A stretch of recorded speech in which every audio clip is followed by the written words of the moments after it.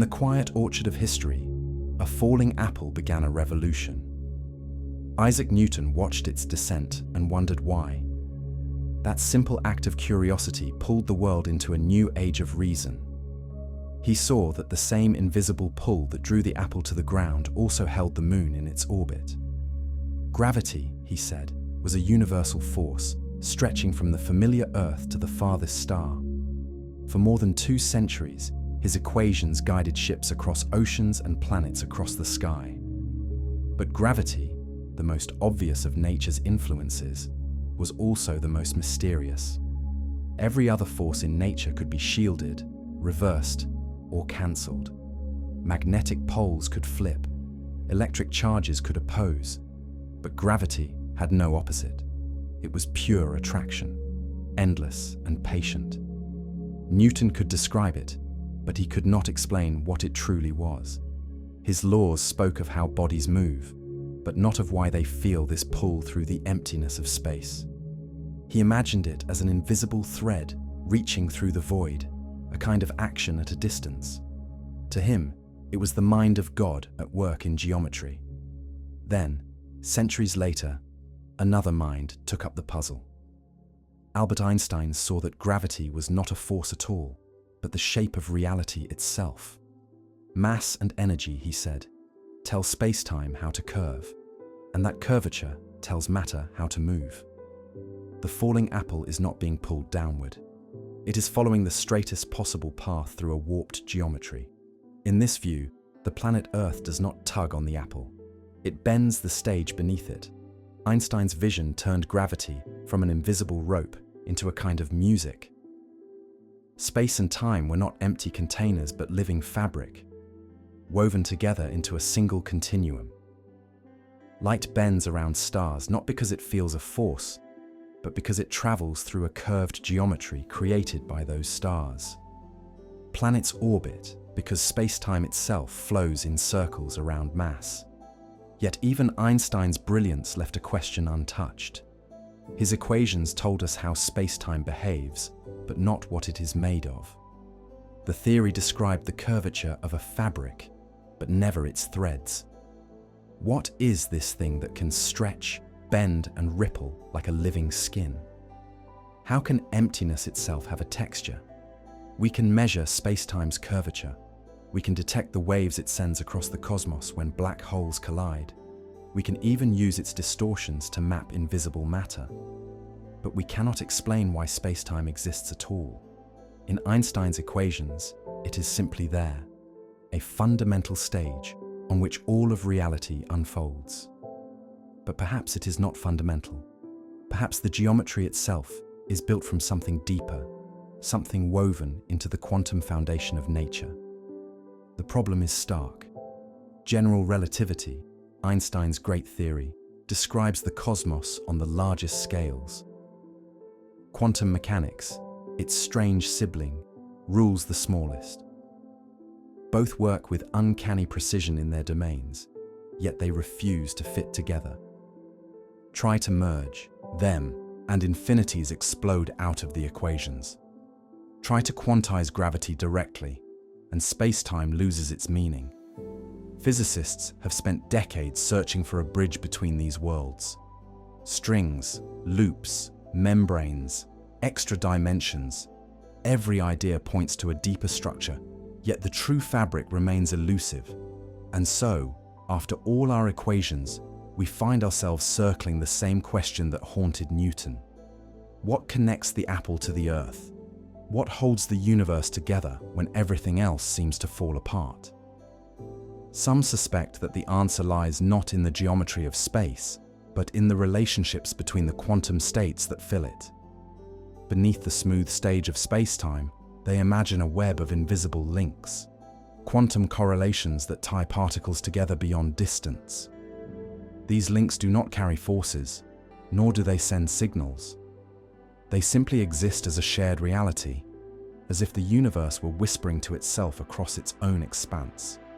This phenomenon already has a name: quantum entanglement. Two particles, once connected, can remain in a single shared state even when separated by light years. Einstein, Uneasy with this idea, called it spooky action at a distance. He believed nature must hide some unseen variables that restore local order.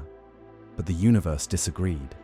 Decades of experiments have shown that entanglement is real, that the world itself is built on correlations beyond any classical notion of separation. If gravity is the geometry of space-time, and entanglement is the geometry of information, could the two be the same? Could the fabric of space-time emerge from the web of quantum connections that underlie reality? To understand the force that is not a force, we may need to accept that space and time themselves are not the beginning of the story. They might be the end, the shadow cast by something deeper, more abstract, and infinitely interconnected. Perhaps gravity, the most ancient mystery, is not a fundamental pull at all, but the gentle echo of quantum entanglement playing out on the cosmic scale. The more we learn about the cosmos, the more this idea feels inevitable. Every experiment in physics has revealed that what we once thought of as solid, separate, or absolute is in truth woven from relationships. Even the simplest atom is not a miniature solar system of hard spheres, but a dance of probabilities, a cloud of likelihood bound by invisible rules. Matter is no longer a collection of things. It is a pattern of information, a structure of relationships that persists through change. When Einstein spoke of space-time, he imagined a smooth continuum, continuous and infinitely divisible. But quantum mechanics whispers a different story. Nothing in nature is truly continuous. Every vibration of energy, every field, every bit of light or matter comes in discrete packets. The universe, it seems, is not written in ink, but in pixels of existence. If space-time is real, it too must have a smallest unit, a grain, a quantum of geometry. Physicists call this quantum gravity's riddle. If space-time is quantized, what are its atoms? They cannot be particles, for particles move in space-time. They must be something that precedes it, elements of information that, when combined, create the illusion of continuity. This is where entanglement begins to look like more than a curiosity. Imagine a universe without space or time, only quantum systems existing in relation to one another. Each pair shares a kind of informational bond, a connection that cannot be broken without changing the whole network. From far away, to a being like us who perceives distance and direction, that web of entanglement might look like a fabric stretching across dimensions. Its pattern of connections could appear as geometry. Where entanglement is dense, space might seem tightly curved. Where it thins, space might flatten. In this way, geometry could emerge from the very structure of quantum relationships. This sounds abstract, but the mathematics hints it could be true. When two systems are maximally entangled, they behave as one, even across light years. Their properties no longer belong to individual particles, but to the shared system itself. The universe, at its deepest level, may not be built from objects, but from these shared states, overlapping regions of information. Gravity, in this light, could be nothing more than the large-scale reflection of how those states connect and shift. Consider how Einstein described the curvature of space-time near a massive star. The greater the mass, the more space bends. Light, traveling near it, curves. Planets follow elongated paths, and time itself slows. Now imagine that curvature, not as a bending of something physical, but as the expression of an underlying pattern of quantum links. When more entanglement connects one region of the universe to another, the geometry between them changes. The same mathematics that describes entanglement entropy, the measure of how much two regions of a system are quantumly connected, mirrors the mathematics of space-time curvature. This is more than coincidence. It may be the first glimpse of the bridge between the two great theories. Even Einstein might have sensed this connection, though his time's tools were not ready to reveal it. He believed nature must be complete and self-consistent. He dreamed of a single theory uniting all forces. But gravity remained separate, the stubborn outsider. It is ironic, then, that the very phenomenon he distrusted most quantum entanglement, could hold the key to that unification. For in entanglement, there is a quiet defiance of locality, a soft refusal to let the universe be pulled apart into isolated regions. It tells us that what happens here depends, in some subtle way, on what happens there, no matter how far apart those two places may be. Space itself might be nothing but the map of those dependencies. To remove entanglement would be to tear the map, to destroy the notion of proximity. Space would unravel. The fall of Newton's apple might then be seen in a new light. The apple does not descend because the Earth tugs on it. It falls because both exist as nodes in the same quantum network, their informational states slightly misaligned. The geometry we see as gravity is simply the way this network seeks balance. Matter curves space-time because matter concentrates information. The more concentrated the information, the more the network strains, pulling nearby nodes inward. And so the story of gravity, once told in the language of forces and masses, now begins to sound like a story of relationships and information. The cosmos could be thought of as a grand entangled system, where every atom, every photon, every grain of dust participates in a shared quantum state too vast to imagine. This view transforms the question itself. Instead of asking how gravity acts across distance, we ask how distance arises at all. What we call space might not be the stage for matter and energy.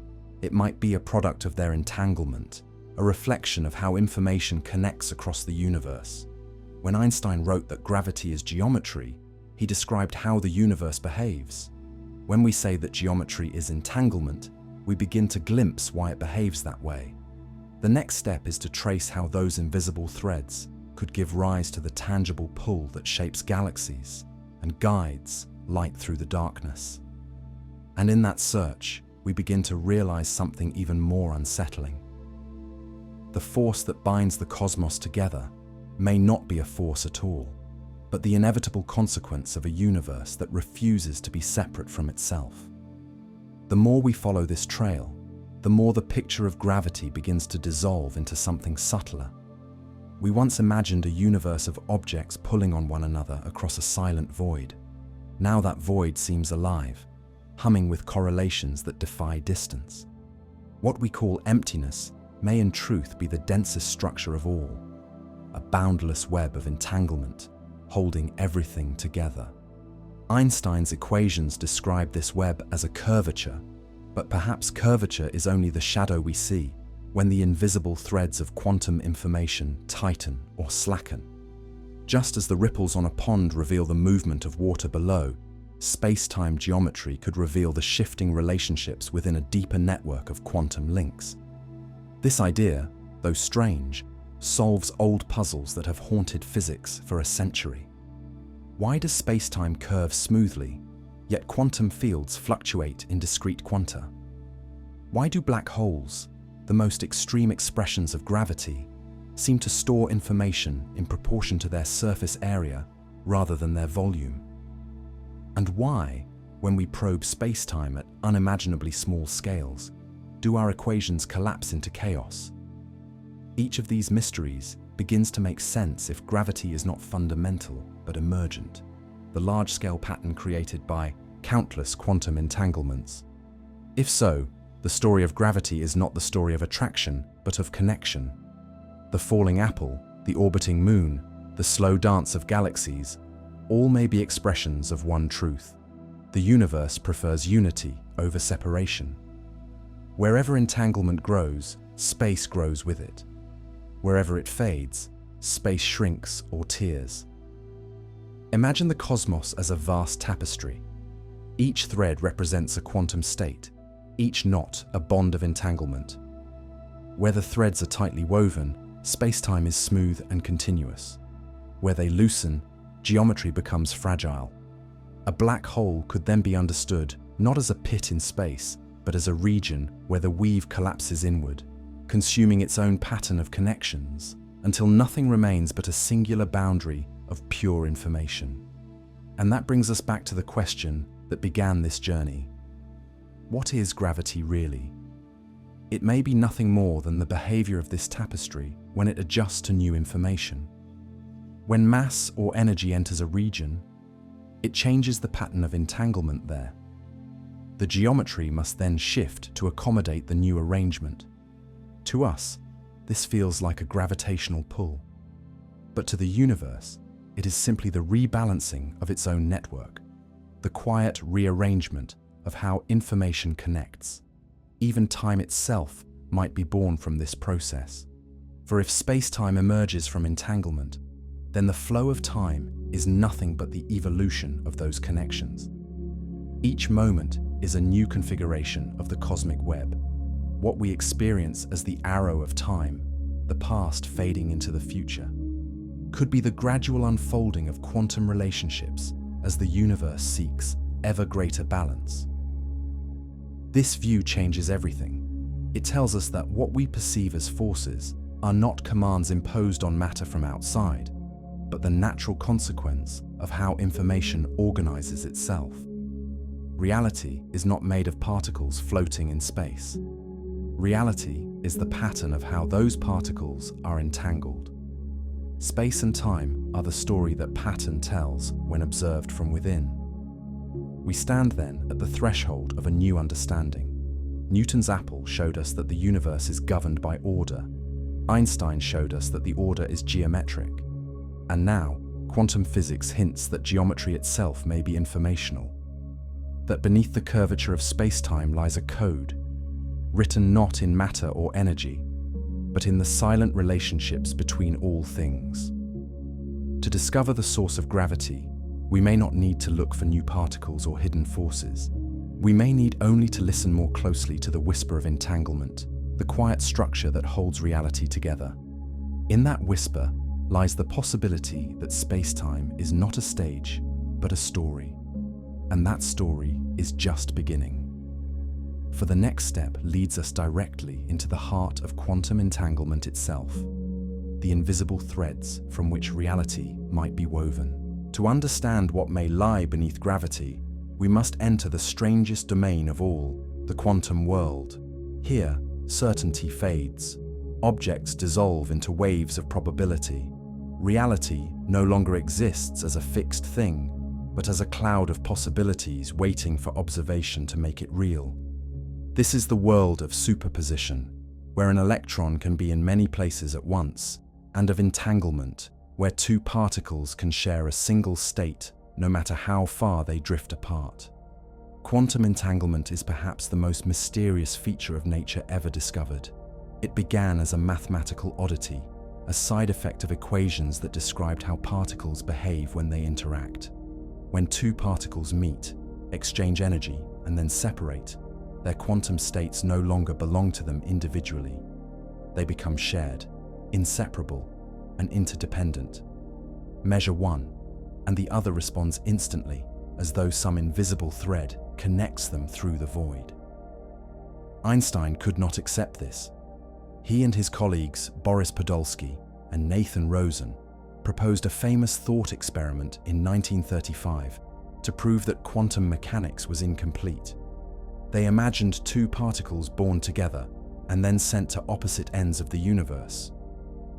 According to quantum theory, measuring one particle would instantly reveal the state of the other, even across light years. To Einstein, this seemed absurd. No influence could travel faster than light. He called it spooky action at a distance and argued that hidden variables must exist, unseen factors carrying the information that kept the results in sync. For decades, the debate remained philosophical. Quantum mechanics worked flawlessly in every experiment, yet no one could prove whether entanglement was real or just an illusion created by incomplete knowledge. Then, in the 1960s, physicist John Bell devised a test that could decide the matter. His theorem showed that if hidden variables existed, certain correlations between entangled particles would obey strict limits. But if quantum mechanics was correct, those limits would be violated. It took years to design experiments precise enough to test this, but by the early 21st century, the results were unmistakable. Photons sent through complex networks of detectors showed correlations that could not be explained by any local hidden variables. In 2015, a landmark experiment in Delft, Netherlands, closed every remaining loophole.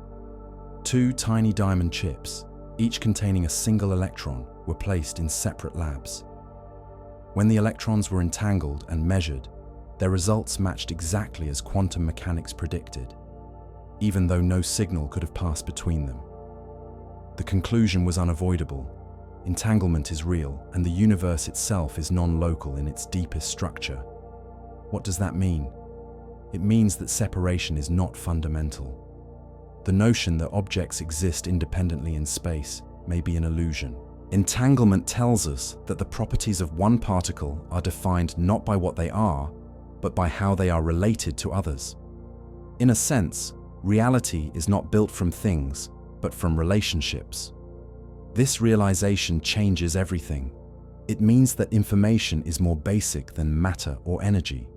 The universe, at its core, is an information processing system, and entanglement is the language it speaks.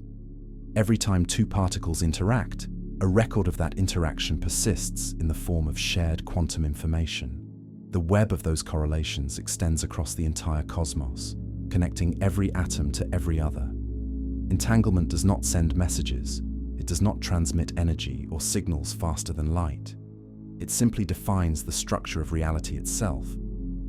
When we say 2 particles are entangled, we are saying they share a single, unified description.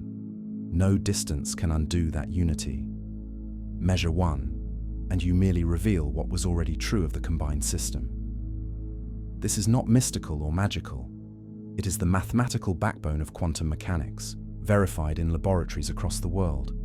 The universe does not behave like a collection of independent parts, but like a single organism, its components intertwined in patterns of shared information. Perhaps this is why attempts to divide the universe into smaller and smaller pieces never quite reach an end. Every boundary we draw is artificial. The deeper we look, the more we find that everything is entangled with everything else. And if the geometry of space-time itself arises from patterns of entanglement, then these invisible threads may be the true architecture of reality. From Newton's apple to Einstein's curvature, we have followed gravity as a story of attraction. But now we see that attraction may be nothing more than entanglement, expressing itself on the scale of worlds. The same correlations that tie 2 electrons across a laboratory may bind entire galaxies together across the universe. The web of space-time could be nothing more than the extension of this quantum connectedness, the skeleton of information upon which reality is draped.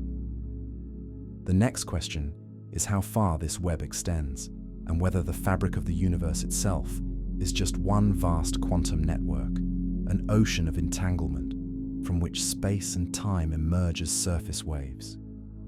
If we could see the universe not with our eyes, but with instruments tuned to quantum connection, the scene would astonish us. Between every particle, every photon, every atom, there would shimmer faint threads of entanglement, crossing and weaving into an unimaginable web. The stars themselves would not stand alone. Their light and gravity would emerge from a deeper harmony in this invisible network. At first glance, it seems impossible that such a connection could exist over cosmic scales. Yet entanglement is not limited by distance. Once 2 particles share a quantum state, their relationship persists no matter how far they travel. In theory, they could be separated by the entire observable universe and still remain one system. The strength of that bond does not depend on any exchange of energy or signal. It depends only on the fact that they were once part of a shared quantum story. This non-locality shakes the foundations of classical thought. For centuries, physics assumed that reality could be described by local interactions, that each point in space could influence only its immediate neighbors. Entanglement breaks that rule. It tells us that the universe cannot be fully understood by analyzing separate pieces. The whole determines the parts as much as the parts determine the whole. In a sense, entanglement is nature's refusal to be divided. The quantum world insists on wholeness.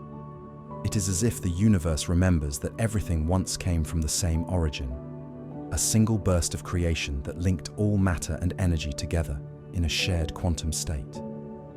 From that moment on, even as expansion scattered the galaxies apart, the connections remained. This leads to a profound thought. When we observe distant stars, we are not merely seeing ancient light. We are witnessing the faint echoes of a universal entanglement that has never been broken. Every atom in our bodies was forged from matter that once shared quantum ties with the rest of the cosmos. Those ties still exist, humming quietly in the background of existence. Physicists who study this phenomenon describe entanglement as the resource that makes quantum mechanics what it is. Without it, the quantum world would collapse into the ordinary. It is entanglement that enables quantum computing, quantum teleportation, and the very interference patterns that define wave-particle duality. Remove it, and all that remains is classical physics, predictable, separable, and lifeless. In that sense, entanglement is the vitality of the universe. It is the difference between a dead collection of particles and a living cosmos of interactions. Each bond between particles encodes a tiny piece of information about their shared reality. Collectively, those bonds form the fabric that we interpret as space and time. When we walk through a room, we are not moving through emptiness. We are gliding along the connections that define distance, guided by the subtle geometry of entanglement that underlies all things. The Delft experiment and its successors confirmed that this is not philosophy, but fact. No hidden variables can explain away the correlations. The world is genuinely non-local. Yet this non-locality does not violate relativity. It does not send information faster than light. Instead, it hints that the concept of distance itself may not be as fundamental as we think. If the universe is an entangled network, then what we call distance may simply measure how directly or indirectly two regions are connected in that network. Two particles that are entangled are, in a real sense, adjacent in quantum space, even if they are light years apart, in classical space. This is a radical idea, but it may explain why space-time behaves the way it does. When entanglement connects two regions strongly, the geometry between them tightens. When it weakens, the geometry stretches. The pattern of entanglement, then, defines the shape of space. Einstein once said that the most incomprehensible thing about the universe is that it is comprehensible. Perhaps it is comprehensible because it is built from information, because its structure mirrors the logic of connection itself. Entanglement is not a rare quantum trick. It is the operating system of reality. We often think of information as something humans create, but information is older than life, older than stars. Every quantum system carries it, stores it, and transforms it. The universe processes information simply by existing. The laws of physics are the algorithms, and entanglement is the syntax that keeps everything coherent. In this light, Einstein's spacetime may be seen as an emergent phenomenon, a large-scale approximation of a deeper informational web. Gravity, geometry, and motion might all arise from the collective behavior of entanglement, just as temperature arises from the motion of molecules. To understand gravity, we must therefore understand how this invisible network gives rise to the macroscopic world we experience. And so, entanglement becomes not just a curiosity of the quantum world, but the possible foundation of all structure. It is the silent architecture behind space itself, the hidden blueprint from which geometry and gravity emerge. The question now is whether this blueprint can be made visible. Can we measure the weave of entanglement that underlies spacetime? Can we detect its patterns, quantify its density, or even manipulate it? To answer that, we must turn to one of the most astonishing ideas in modern physics, the holographic universe, where information on a two-dimensional surface can describe the entirety of three-dimensional reality. It is there that entanglement begins to reveal its true cosmic role. At the deepest level, Entanglement invites us to question what we mean by reality itself. When two particles share a quantum state, they do not merely influence each other. They become parts of a single, inseparable whole. Their individual identities dissolve into the relationship that binds them. In that sense, entanglement is not a property added to matter. It is what matter becomes when it interacts. We are used to thinking of the universe as a collection of separate things, stars over here, atoms over there, minds observing from afar. But in the quantum view, there is no true separation. The universe is a continuous conversation, a single equation endlessly referencing itself. Every event is a word in that sentence, every measurement a translation from one dialect of reality to another. This notion is difficult to imagine because our senses evolved in a world where classical physics reigns. To us, objects appear solid, boundaries seem fixed, and cause follows effect in neat succession. But underneath, everything we see is the surface of a quantum ocean, its waves rising and collapsing in a constant exchange of information. The solidity of the world is an illusion born from the overwhelming scale of entanglement. We see stability not because the universe is static, but because it is perfectly coherent. Entanglement is what allows the universe to remember its own shape. It is the continuity that turns chaos into cosmos. If that continuity were ever broken, if the links connecting all systems were somehow severed, space itself would lose its meaning. The distances between things would dissolve, and geometry would collapse into a fog of uncorrelated quantum noise. In that instant, space-time would vanish, because there would be no relations left to define it. This possibility is not just poetic speculation. Some theoretical physicists suggest that the very stability of space-time depends on the persistence of entanglement.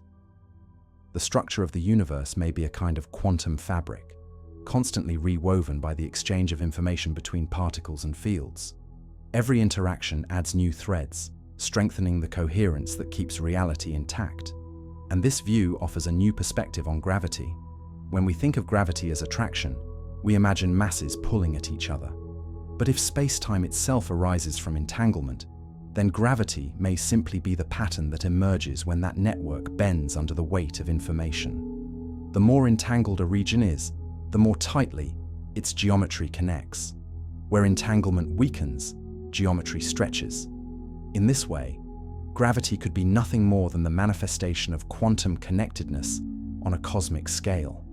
Such an idea bridges the chasm between the smallest and largest realms of physics. The same principle that governs two entangled photons in a laboratory could also govern the curvature of space-time near a black hole.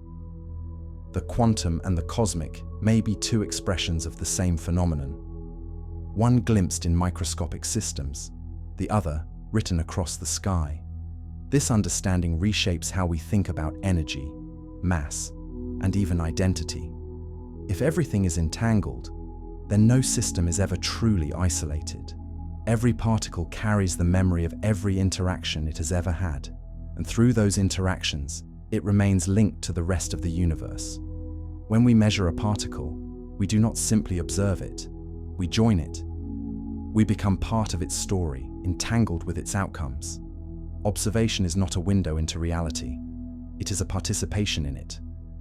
Perhaps this is why the act of measurement appears to collapse quantum uncertainty into a single outcome. When we measure, we are not forcing the universe to choose. We are aligning ourselves with one branch of its vast entangled network. The observer and the observed become one node in a greater pattern. And if the geometry of space-time truly emerges from entanglement, then the entire history of the cosmos can be seen as the gradual unfolding of those relationships. The early universe, dense and uniform, was a state of near maximal entanglement. As it expanded, new structures formed, new interactions occurred, and the web of connections grew richer and more complex. Galaxies, stars, planets, and life itself are not exceptions to this process. They are its natural consequences, the visible shapes of an invisible network. The implications are staggering. It means that when we gaze into the night sky, we are not looking into empty space dotted with lonely suns. We are looking into a living architecture of information, a cosmic lattice whose every thread vibrates with the memory of creation. Each star is not an isolated beacon, but a node in an infinite web, bound to us by the same entanglement that holds its atoms together.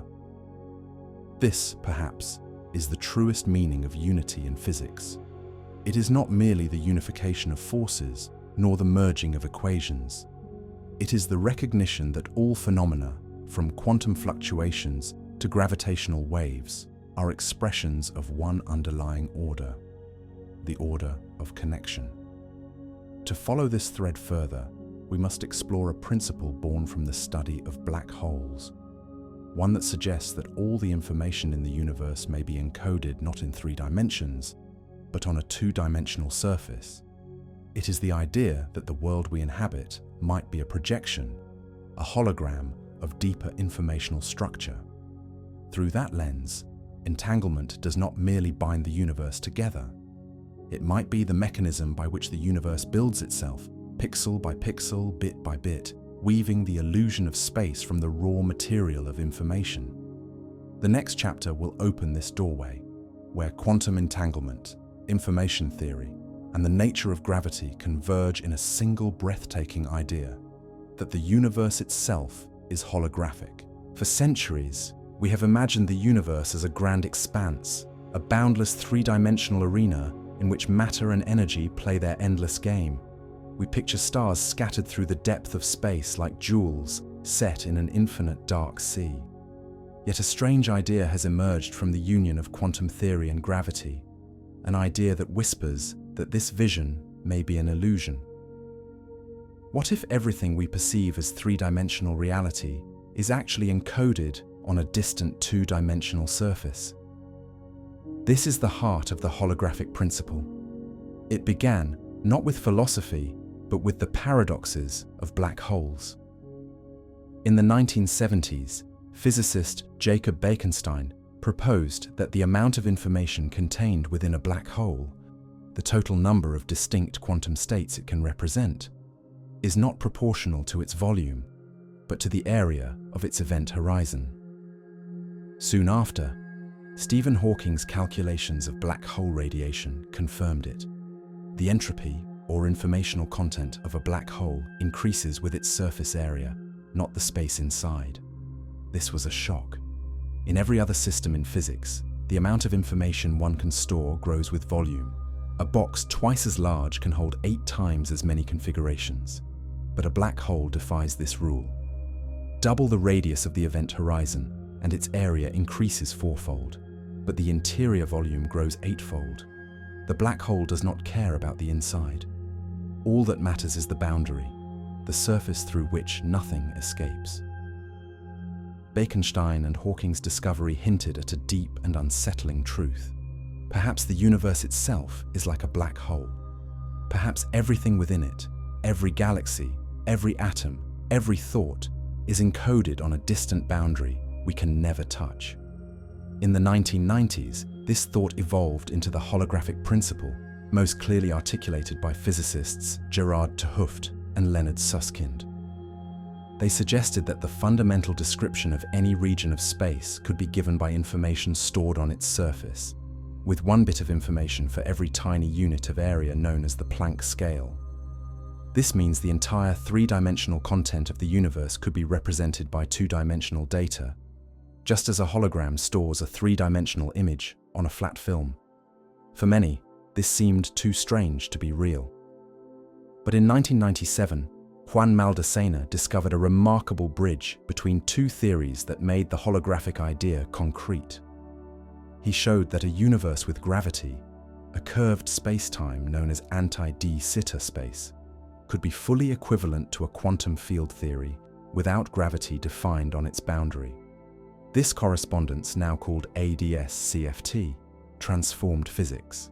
It suggested that gravity and space-time in the interior are holographic projections of quantum information living on the outer surface. In this vision, geometry itself becomes a code. The curvature of space-time corresponds to how, That information is arranged on the boundary. The more densely entangled the information, the stronger the curvature, a direct link between quantum mechanics and gravity. What we perceive as depth, distance, and motion may therefore be the result of information processing occurring on a cosmic screen far beyond our reach. In the same way that a holographic image appears three-dimensional even though it resides on a flat surface, our universe might emerge from patterns of quantum entanglement projected from a higher informational structure. The idea is elegant, but its implications are profound. If the holographic principle is true, then reality as we know it is not fundamental. The space around us, the flow of time, even the gravitational pull of the sun are secondary effects. The shadows of information at the boundary. Matter, energy, and geometry are not primary ingredients of existence. They are emergent, like the ripples of an unseen ocean of data. This principle does not diminish the reality we experience. Instead, it reveals its architecture. It tells us that beneath the smooth geometry of space-time lies an informational blueprint, a cosmic ledger keeping account of every quantum state that ever was or will be. Every photon that crosses the sky, every atom that drifts through space, every memory written in a brain is encoded in that great surface. The holographic view also explains a puzzle that haunted physics for decades: the information paradox. When matter falls into a black hole, what happens to the information it carries? According to classical general relativity, the information is lost forever, erased from the universe. But quantum mechanics insists that information cannot be destroyed. The holographic principle resolves this conflict. The information is not lost. It is written on the event horizon, preserved in the ripples of the cosmic code. From this perspective, black holes are not prisons, but libraries, each surface a vast archive of quantum states. Their gravity is simply the curvature of information, their heat the vibration of the code itself. The entire universe, then, could be one grand holographic field, every event a line in the script of existence written on its boundary. If this is true, then quantum entanglement is the author's pen. It is the process by which information on the boundary translates into geometry within the bulk. The patterns of entanglement define which regions of the holographic screen are connected, which are distant, and how space itself bends between them. The more entangled two regions are, the closer they appear in space-time. When entanglement fades, the connection stretches and distance grows. In this way, the holographic universe and entanglement are not separate ideas, but two faces of the same truth. The holographic principle explains where the information resides. Entanglement explains how it binds the universe together. And through that union, a new picture of gravity begins to form, not as a fundamental force, but as the natural outcome of how information organizes itself across the cosmic boundary. If the holographic principle is true, then the universe is not a physical structure expanding through a void, but a vast computation, an unfolding of information across an invisible surface. Every point of space, every flicker of time, is the result of how data is stored, transformed, and entangled within that cosmic code. The stars we see are projections, luminous patterns generated by the underlying logic of quantum information. To understand this, imagine a hologram etched into glass. The surface itself contains no depth. It holds only a maze of interference patterns, lines of light and dark encoding the relationships between waves. Yet when illuminated, the hologram reveals a full three-dimensional image that seems to hover in space. Depth appears from patterns, not from matter. The holographic universe may work the same way. The three-dimensional world we experience, with its distances, volumes, and motions, could be a projection from a two-dimensional boundary. The structure of that boundary is written in quantum information, encoded at scales far smaller than any particle we can detect. In this view, gravity becomes the way the hologram responds to changes in its information. When energy or matter moves within the projection, the boundary must reconfigure its data to remain consistent. That reconfiguration appears to us as the bending of space-time, the very effect we call gravity. It is not a pull from one object to another, but a change in the relationships between the bits of information defining the universe. This concept also offers insight into why black holes behave so paradoxically. Their surfaces act as the ultimate boundaries, storing information about everything that falls within. The interior we imagine is not a hidden realm, but a projection from the event horizon's data. What we perceive as the crushing center of a black hole is simply the limit of that projection, where the code's structure reaches a point of infinite compression. Even more extraordinary, the holographic principle may explain why the universe itself exists, with just the right conditions for life and order. If space-time emerges from quantum information, then its laws are not arbitrary. They are dictated by the mathematical consistency of the code. The same rules that create geometry also create stability, allowing matter to form, stars to burn, and consciousness to arise. The harmony we observe in nature may be the reflection of a deeper harmony within the information that composes it. Physicists have tested these ideas using models inspired by Maldaceno's ADS-CFT correspondence. In these models, a quantum field theory without gravity on the boundary precisely mirrors a gravitational theory within a curved space.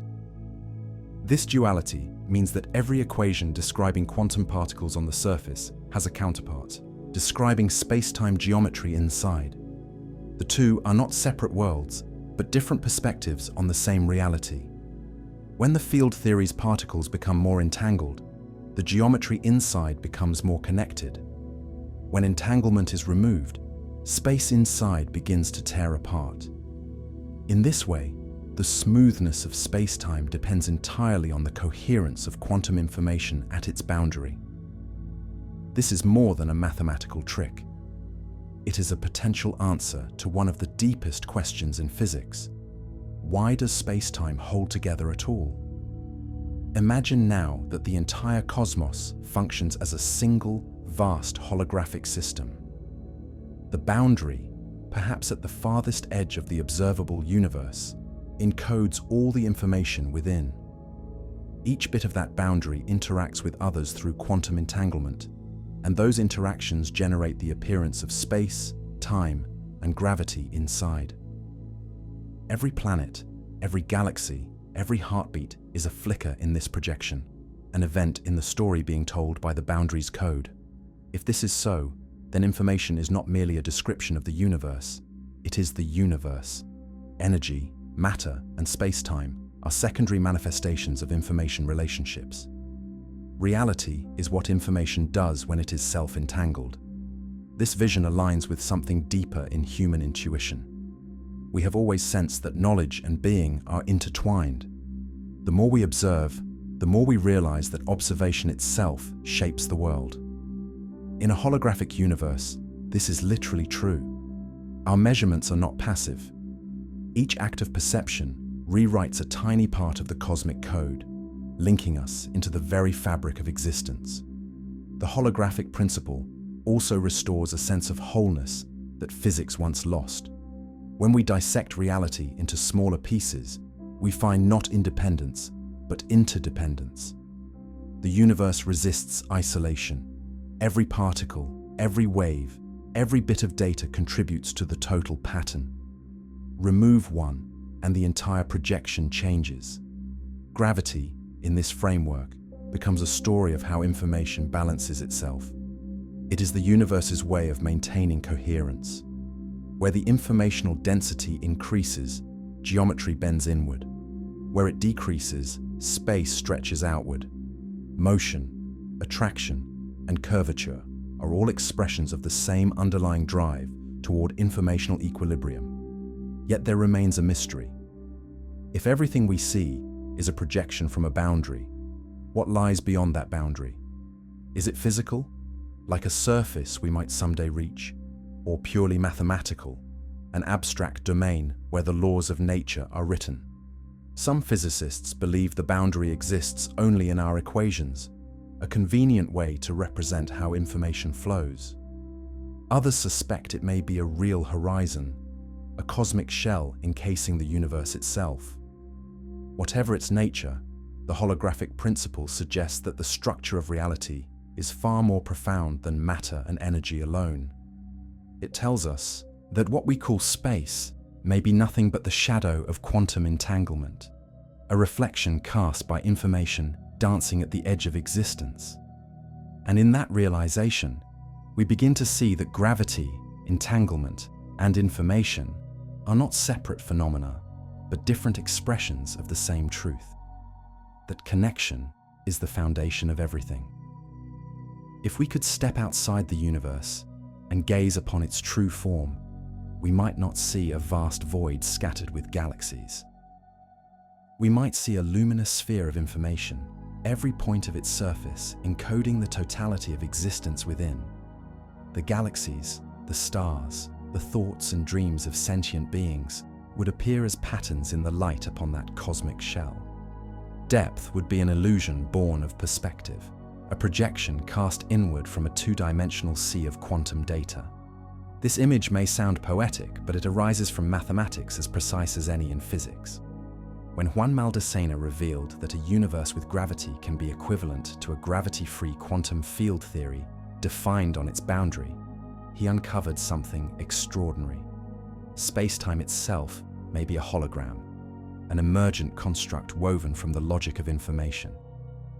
The implications ripple outward like waves from a stone dropped into still water.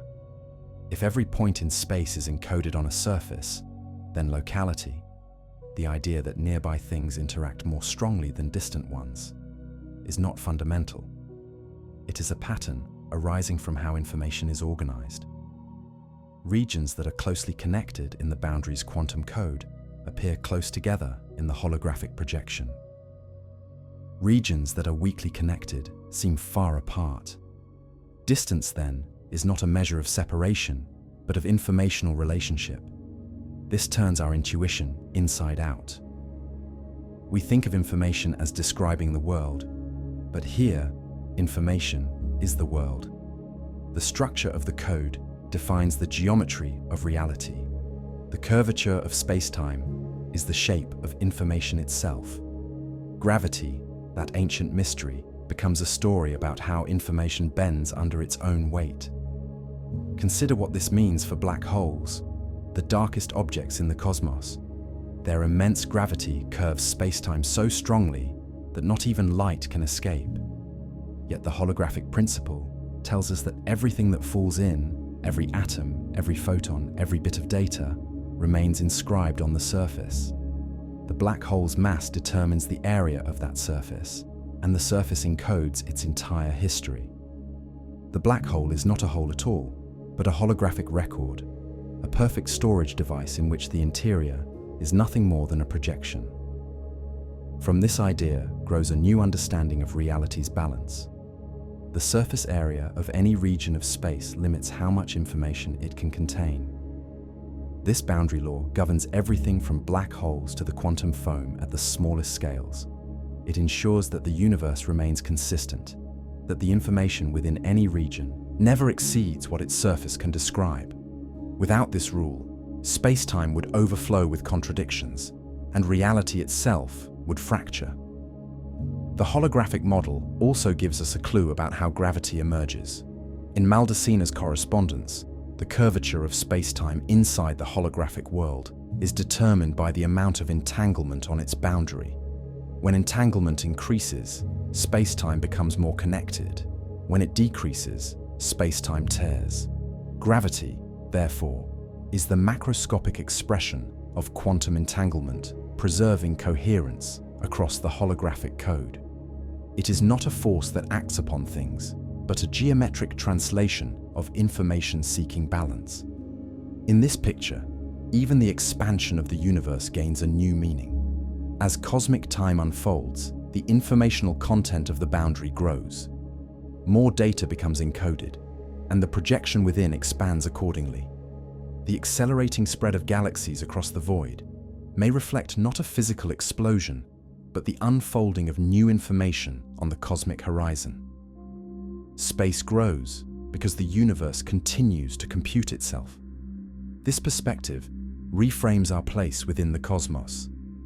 We are not inhabitants of a three-dimensional realm floating through emptiness. We are patterns within a grand holographic computation, complex arrangements of information sustained by the entanglement that underlies space and time.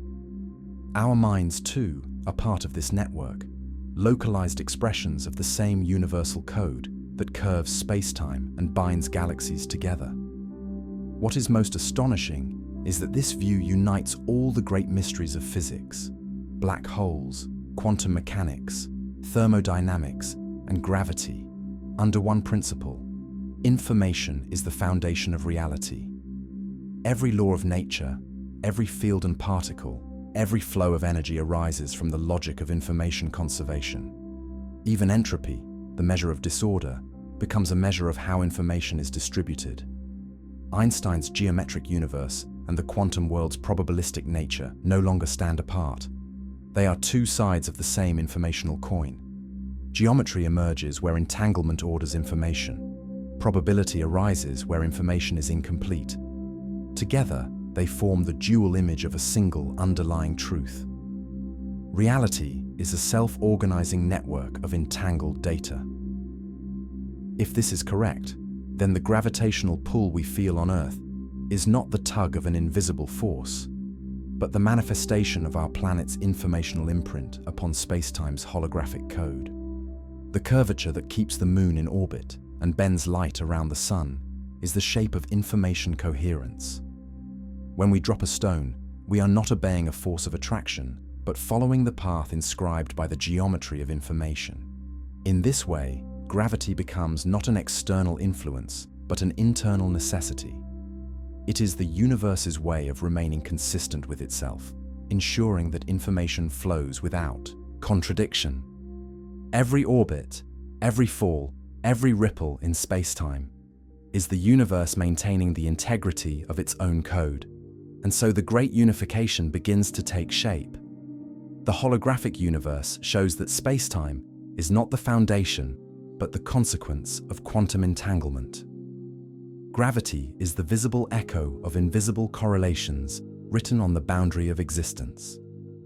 In the chapters ahead, this idea will be sharpened into something even more startling. For in 2010, a physicist named Mark van Raamsdonk proposed that increasing or decreasing entanglement literally connects or disconnects regions of space-time, that space itself is stitched together by quantum links.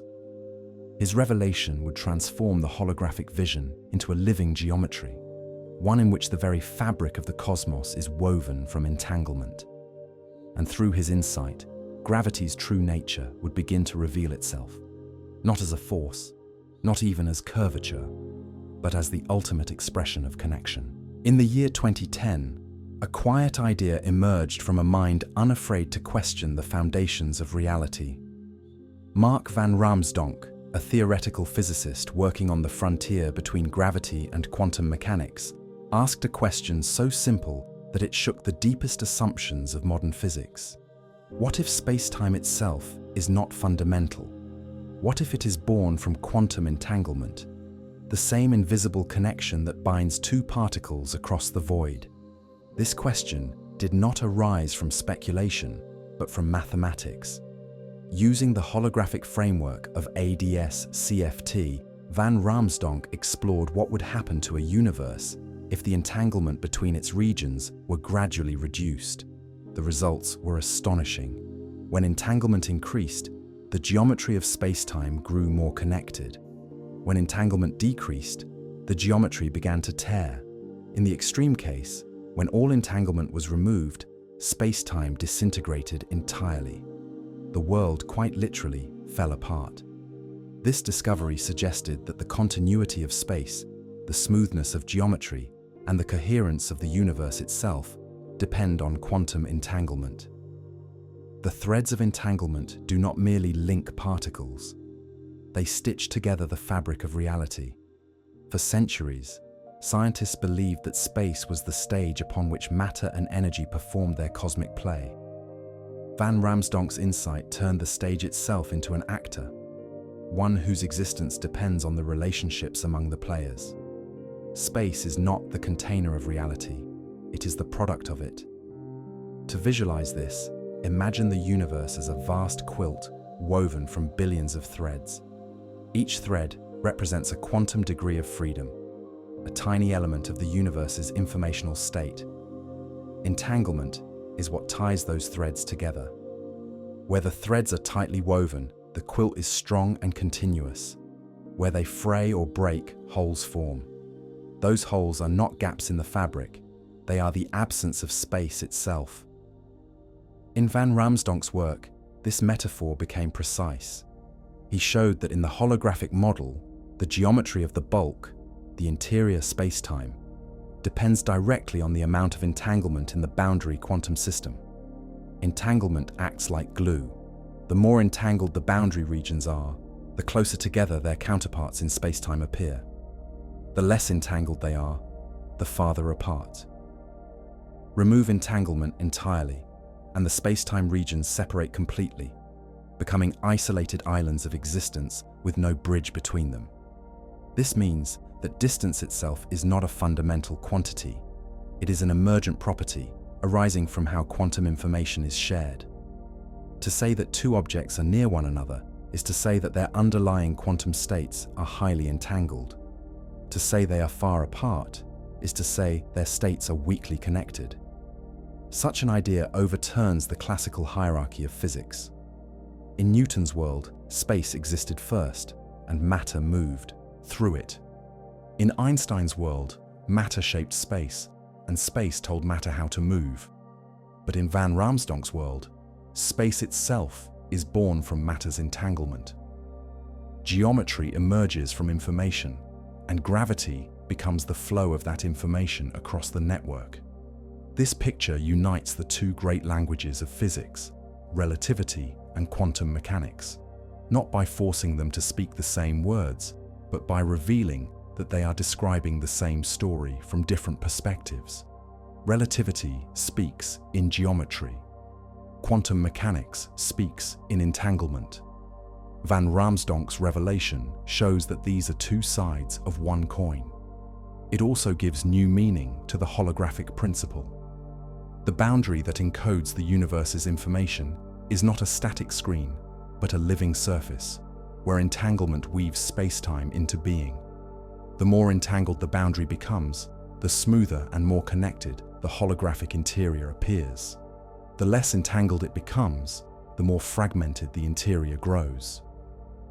To test this, physicists created mathematical models known as tensor networks, webs of quantum nodes linked by entanglement.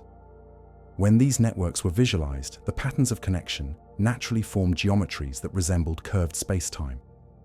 In particular, the entanglement structure reproduced the geometry of anti-de Sitter space, the same geometry that underlies the ADS-CFT correspondence. What emerged was a breathtaking insight. Space-time can be simulated from pure information. The equations of general relativity, once thought to describe the deepest structure of the universe, may instead describe the large-scale behavior of a quantum network. Gravity, in this sense, is the thermodynamics of entanglement, the emergent warmth of an informational system striving for balance. Van Raamsdonk's work also breathed new life into a daring conjecture proposed by Leonard Susskind and Juan Maldacena. They called it ER equals EPR, a unification of two of Einstein's most famous ideas: the Einstein-Rosen bridge, or wormhole, and the Einstein-Podolsky-Rosen paradox of entanglement. Their conjecture stated that every pair of entangled particles is connected by a microscopic wormhole, a tiny bridge in space-time. In this view, entanglement is not merely an abstract correlation. It is the physical geometry of connection.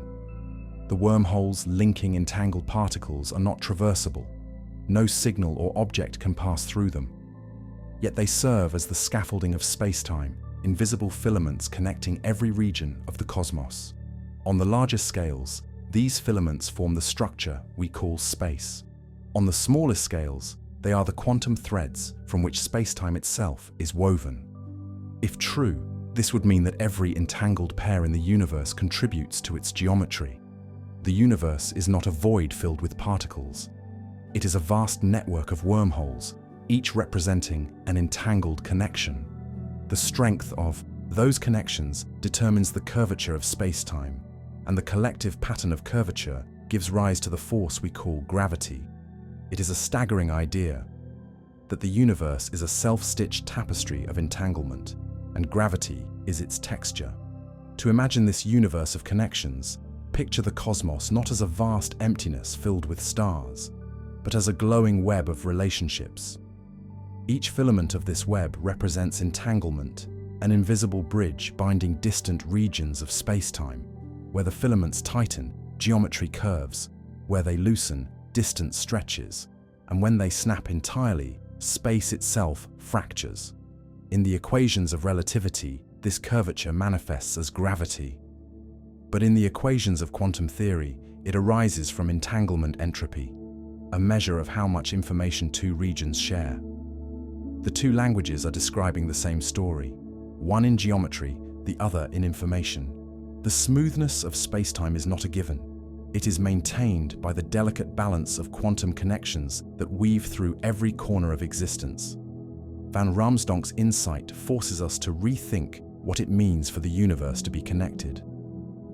It is not the movement of matter through a pre-existing arena. It is the arena itself that is sustained by the relationships between matter's quantum states. The structure of the cosmos is not built upon separation, but upon intimacy, the quiet fact that everything is correlated with everything else. If one could somehow turn down the volume of entanglement, the universe would begin to fade. First, distances would stretch. Then, geometry would lose coherence. Finally, the bonds holding space-time together would dissolve, leaving behind a formless haze of unentangled quanta, pure information without structure. In this extreme, there would be no near or far, no here or there. The very concept of location would vanish. This thought experiment is not mere metaphor. The mathematics of holography predicts it precisely. When physicists simulate a decrease in entanglement within a boundary system, the corresponding bulk geometry begins to fragment. What was once a single continuous space splits into disconnected pieces. The destruction of entanglement is the destruction of space. This realization is profound.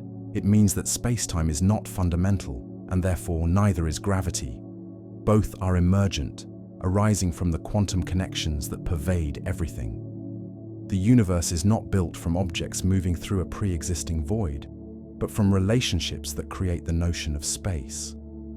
This also gives new meaning to Einstein's wormholes, or Einstein-Rosen bridges. In his general theory of relativity, a wormhole is a tunnel connecting two distant points in spacetime.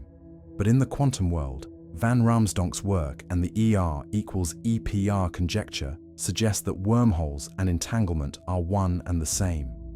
Every pair of entangled particles is connected by a microscopic wormhole. These wormholes are unimaginably small and not traversable, but they form the invisible scaffolding of reality. The letters ER and EPR come from two of Einstein's most famous papers, written decades apart. The first described wormholes as solutions to the equations of general relativity. The second challenged the completeness of quantum mechanics by introducing entangled pairs. Susskind and Maldaceno's conjecture unified them, suggesting that both were describing the same phenomenon from different perspectives. The geometry of wormholes and the quantum connection of entanglement are different expressions of the same underlying link. If this is true, then the universe may be threaded with countless invisible bridges. Every entangled system, every photon, every atom, every molecule adds another strand to the cosmic weave. Some of these bridges stretch across microscopic scales, binding particles in atoms. Others may span astronomical distances, connecting regions of the universe that appear separated by light years. In this framework, gravity ceases to be a fundamental pull. It becomes the reflection of how these bridges organize themselves. The curvature of space-time is not imposed from above, but emerges naturally from the pattern of connections below. The universe curves where the density of entanglement changes, and that curvature guides the motion of matter, just as Einstein's equations describe. This concept transforms our understanding of cosmic unity. The world is not a collection of things. It is a single, interconnected whole whose structure arises from the quantum information shared among its parts. When we look at the night sky and see stars separated by vast gulfs of darkness, we are seeing only the projection of a deeper reality, a continuous field of connections linking everything to everything else. Even black holes fit seamlessly into this picture. Their immense gravity can now be understood as regions of extreme entanglement density. The event horizon, where gravity becomes so strong that nothing escapes, is not a physical barrier, but a boundary of information. The inside and outside of a black hole are linked through entanglement. To destroy that entanglement would be to destroy the very geometry of the black hole itself. Some physicists have gone further, suggesting that when a black hole evaporates, the information it once contained is not lost, but gradually released through the reconfiguration of these entanglement bridges. What appears as thermal radiation may in fact be the slow unwinding of quantum links, returning information to the universe and preserving the balance demanded by quantum mechanics. Through this lens, the cosmos looks less like a clockwork machine and more like a living network. Its parts are not isolated gears, but interdependent nodes, exchanging information through an unbroken web. This web is flexible, responsive, and self-correcting. When energy moves or matter clumps, the network adjusts, reshaping its geometry to maintain coherence. That adjustment is what we feel as gravity. Van Raamsdonk's revelation does not destroy Einstein's vision, it deepens it. Einstein showed that gravity is geometry. Van Raamsdonk showed that geometry itself is entanglement. Together, they reveal a universe where connection precedes existence, where the very shape of reality is determined by how its parts remain in conversation. If one day we could map this web directly, we would not see stars and galaxies as separate bodies, but as luminous nodes in an immense structure of entangled light. The universe would appear as a single cosmic organism, breathing through the rhythm of information exchange, its heartbeat echoing in the form of gravity waves spreading across space-time. And in this understanding lies a truth both humbling and beautiful. To exist is to be entangled. Every atom in our bodies, every photon in our eyes, is woven into the same tapestry that curves around stars and sings across galaxies. Gravity is not what pulls us toward the Earth. It is what keeps us connected to the universe itself. The more we follow this trail, the clearer the picture becomes. Space, that gentle continuum we take for granted, may not be continuous at all. It may be a tapestry of quantum threads, each thread a link of entanglement holding the universe together. From the vast arcs of galaxies to the trembling paths of particles, everything exists within this hidden network of connection. The distances we measure are not fundamental lengths, but reflections of how tightly or loosely those threads are woven. When Van Raamsdonk first proposed that entanglement constructs geometry, many thought it was an abstract mathematical curiosity. But over time, evidence from diverse fields began to converge toward the same conclusion. Quantum information theorists discovered that the equations governing entanglement entropy mirrored the equations of Einstein's general relativity. Computer scientists simulating tensor networks saw geometries arise spontaneously from patterns of quantum correlation. Even studies of condensed matter systems hinted that emergent spatial dimensions could appear from information flow. It is as though the universe has been revealing its secret in pieces, scattered across disciplines, waiting for someone to recognize the pattern. The pattern is connection. In this view, the cosmos is not made of space-time and then filled with energy. It is made of relationships that produce space-time and energy as side effects. Geometry, gravity, and even the passage of time are emergent phenomena, the large-scale consequences of countless microscopic acts of entanglement. This idea reframes one of physics' oldest questions.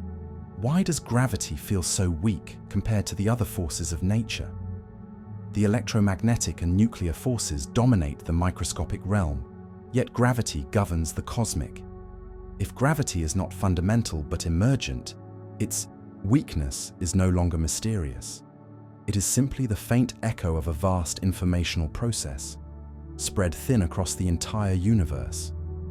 The web of entanglement is strong in its unity, but gentle in its pull. Consider the analogy of temperature. On a microscopic scale, there is no such thing as heat, only the motion of countless molecules. Temperature emerges when we describe their collective behavior. In the same way, gravity emerges when we describe the collective structure of entanglement. Just as heat flows to equalize energy, gravity arises to equalize information. Seen from this angle, Einstein's field equations become the thermodynamics of spacetime, the statistical expression of quantum entanglement striving for balance. Each curve of geometry represents a difference in informational density. Matter tells spacetime how to curve because matter concentrates information, and spacetime responds to preserve equilibrium. Gravity is not the cause of motion, but the result of information-seeking harmony. This view also transforms the concept of a singularity. In classical physics, a singularity is a point where space-time curvature becomes infinite and the laws of physics break down. In the language of entanglement, a singularity is where the quantum network collapses, where connections vanish faster than they can be replaced. The geometry fails because the information that sustains it has been torn apart. Black holes, then, are not abysses, but regions of extreme entanglement imbalance. Their gravitational pull is the network's attempt to restore coherence. As matter falls in, its information becomes scrambled, but not lost. The holographic boundary records it, encoding every detail on the event horizon. Over immense timescales, as the black hole evaporates, that information is released again through subtle quantum correlations. The universe, ever faithful to its informational balance, keeps its own accounting with perfect precision. From these principles, a new image of reality takes shape. Imagine the entire cosmos as an immense quantum circuit, its nodes exchanging information through entanglement channels. The density of those connections determines the curvature of space-time, and the curvature defines the motion of energy and matter. Gravity is the pattern of this information flow, the geometry drawn by the dance of connection. If we could visualize this circuit, it would resemble a vast living lattice of light. Every star would pulse as a node in the network. Every photon traveling across the void would trace a thread of entanglement from one region to another. Even the vacuum would shimmer with quantum links, an ocean of invisible filaments weaving reality together. And if the universe is such a network, then we ourselves are part of its architecture. Our atoms, our memories, our thoughts, all are encoded in the same web that holds galaxies in orbit. Consciousness in this light is not an observer standing apart from the universe. It is an emergent pattern within the same informational flow. Van Raamsdonk's insight, though mathematical in origin, thus reaches into philosophy. It blurs the boundary between existence and relation, between being and becoming. To be real, in this universe, is to be connected. Isolation is an illusion. Even emptiness is full, not of matter, but of entanglement. As we step back from this picture, a quiet elegance emerges. The universe does not need an external force to hold it together. It holds itself together through the harmony of information. Entanglement is the thread, geometry is the weave, gravity is the pattern that results when the thread tightens. The next step is to explore this network more closely, to understand how its quantum threads might give rise to the smooth, classical space-time we experience every day. If the fabric of reality is a web of entanglement, then the next question becomes inevitable. How does this quantum network become the world we know? The answer lies in models that treat space-time itself as a computation, a vast tensor network whose geometry is defined by information flow. In these models, The strength of gravity depends on how entangled the nodes of the network are. Where the connections are dense, space curves inward. Where they thin, space expands. The structure of the cosmos arises naturally, shaped not by forces, but by information. And so, as Van Raamsdonk's revelation fades into its larger legacy, we arrive at a vision both startling and serene, a universe made not of matter, not of fields, but of pure relation. Gravity, the most familiar of all natural phenomena, may be nothing more than the whisper of connection, the echo of entanglement, speaking through the geometry of space-time. If space is born from entanglement, then its structure must resemble a network, not a smooth continuum, but an immense web of quantum connections. Each node of this web carries information, and each link represents entanglement between quantum states. From the outside, this network appears seamless, just as a tapestry looks smooth from afar. But up close, its threads reveal the intricate weaving that gives rise to the geometry of space-time. In this vision, the universe becomes a vast quantum circuit. The qubits, the fundamental bits of quantum information, are the building blocks of everything. Each qubit can exist in a superposition, a delicate balance between possibilities. When qubits interact and entangle, they create relationships that encode geometry itself. The closer two regions of space appear, the more entangled their qubits are. Physicists have begun to model this idea using mathematical structures called tensor networks. These are webs of quantum nodes linked by entanglement, designed to represent how complex quantum systems store and process information. In a remarkable twist, when these networks are visualized, their patterns mirror the geometry of space-time predicted by general relativity. The connections of entanglement naturally form curves, surfaces, and dimensions. One of the simplest and most elegant of these models is the multi-scale entanglement renormalization ansatz, or MERA. In it, qubits are arranged in layers, each layer representing a different scale of the universe. The deeper you go, the finer the detail. The higher you climb, the more the network smooths into large-scale structure. This hierarchy mirrors the way space-time behaves. Local details at small scales blend into smooth geometry at cosmic scales. In MERA, the strength of entanglement between nodes determines how the geometry bends. Where entanglement is dense, the network folds tightly, producing curvature. Where entanglement weakens, the network relaxes, creating flatness. Gravity, in this model, is simply the way information bends the lattice of space-time. The equations that govern the flow of information through the network align with Einstein's field equations, suggesting that gravity emerges naturally from the quantum web. This approach bridges two worlds once thought incompatible. Quantum mechanics describes the discrete, probabilistic realm of particles. Relativity describes the smooth, deterministic realm of space-time. The tensor network shows that both can arise from the same foundation. At the smallest scales, reality is digital, made of bits of information. At larger scales, those bits weave together to create the illusion of a continuous universe. To grasp the depth of this, imagine tearing a small hole in the fabric of space-time. In the language of tensor networks, this means removing connections between nodes. The result is not just a gap in geometry, but a loss of information. The shape of space depends entirely on the density and arrangement of its entanglement links.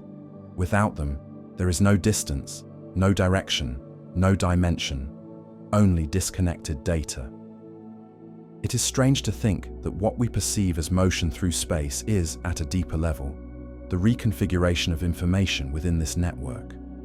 When a planet orbits a star, it is not being pulled by a force. It is following the natural path through the geometry defined by entanglement. The orbit is the expression of information seeking equilibrium within the quantum web. This view changes how we understand the vacuum, the emptiness between stars. Quantum field theory tells us that even empty space is not truly empty. It seethes with virtual particles that flicker in and out of existence. But from the perspective of the quantum network, this activity is the hum of entanglement, the constant exchange of information between nodes. The vacuum is alive with invisible connections, the quiet breathing of the cosmos, maintaining its coherence.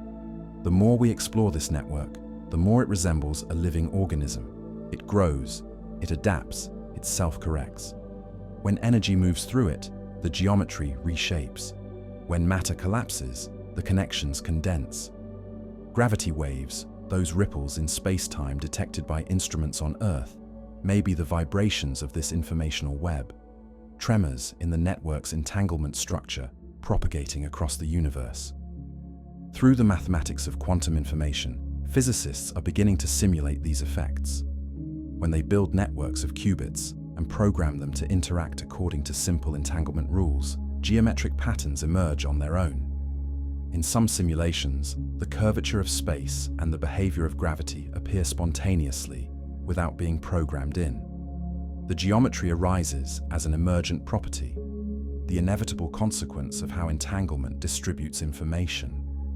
This means that the laws of physics we observe may not be written into the universe from the top down. They may be statistical regularities emerging from the vast complexity of the network beneath. The speed of light, the strength of gravity, even the dimensionality of space could all be byproducts of how information flows through the cosmic web. If so, then every measurement we make is not a glimpse of ultimate reality, but a reading of the network's current configuration. The constants of nature are the network's balance points, the harmonies that allow it to remain coherent across unimaginable scales. In this light, the entire cosmos becomes a quantum computation, running on the hardware of entanglement. Every atom, every field, every fluctuation contributes to the universal calculation.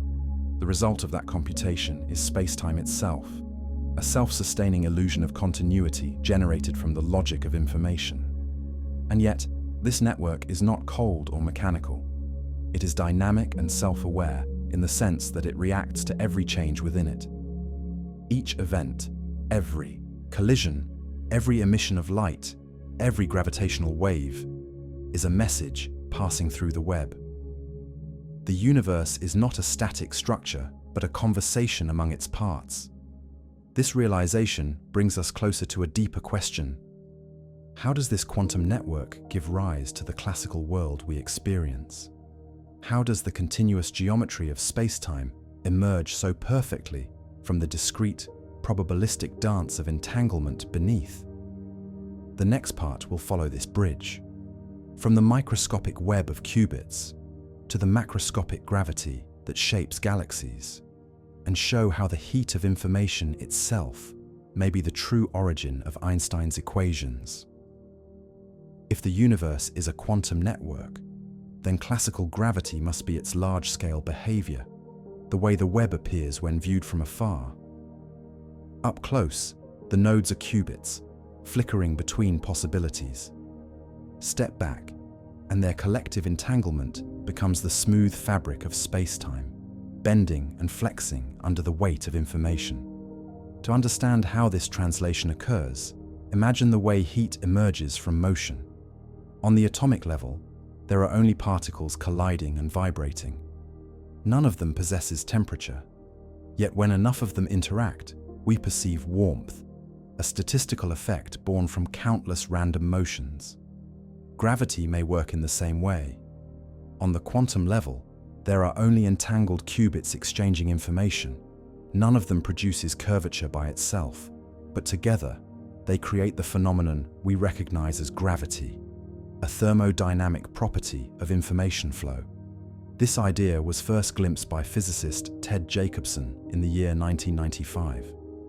He noticed that Einstein's equations, the mathematical heart of general relativity, could be derived not from geometry or force, but from the thermodynamics of information. When he assumed that every region of space possesses a temperature proportional to its acceleration, a consequence of quantum field theory known as the Unruh effect, and that entropy, or informational content, is proportional to area, the familiar equations of gravity emerged naturally. Space-time, it seemed, obeyed a law of thermodynamic balance.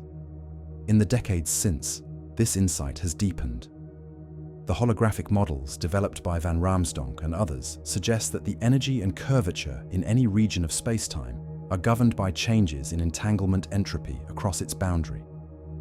When information flows from one part of the network to another, geometry adjusts to maintain equilibrium.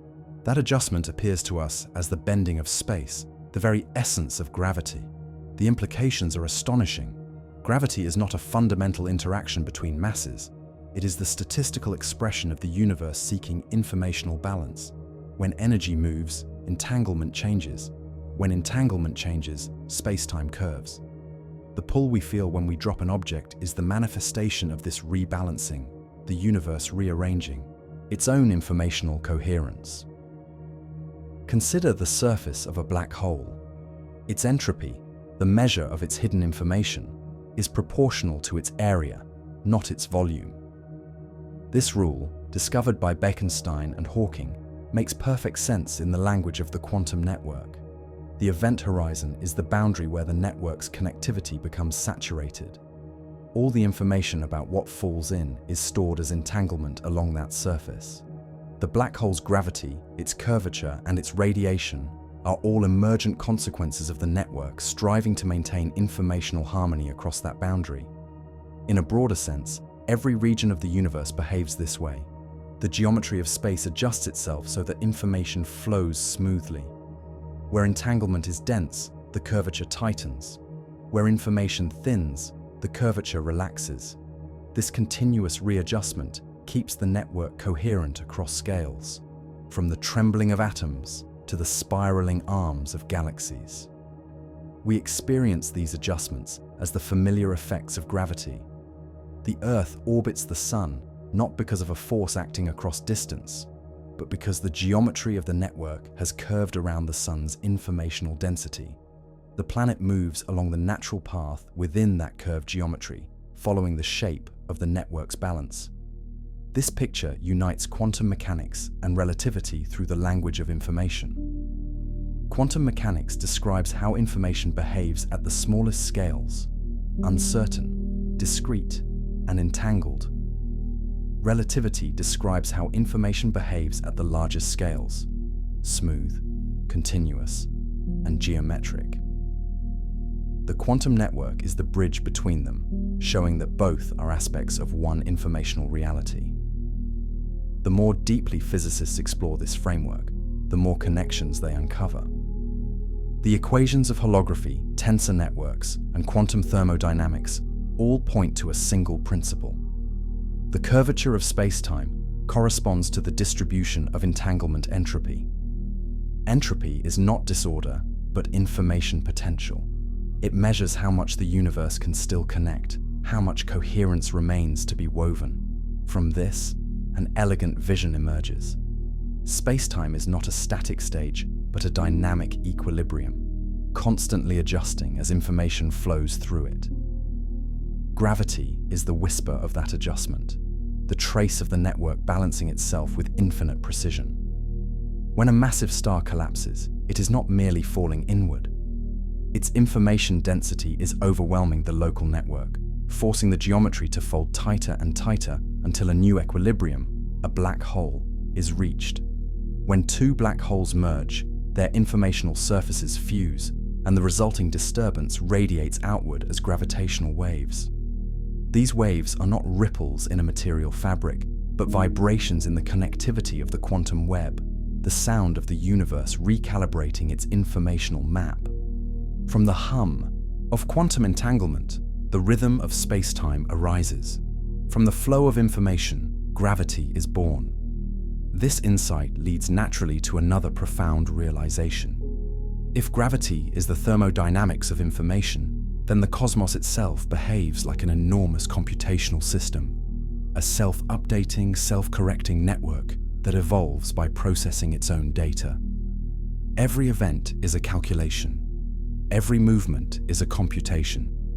The universe computes its own existence, step by step, moment by moment.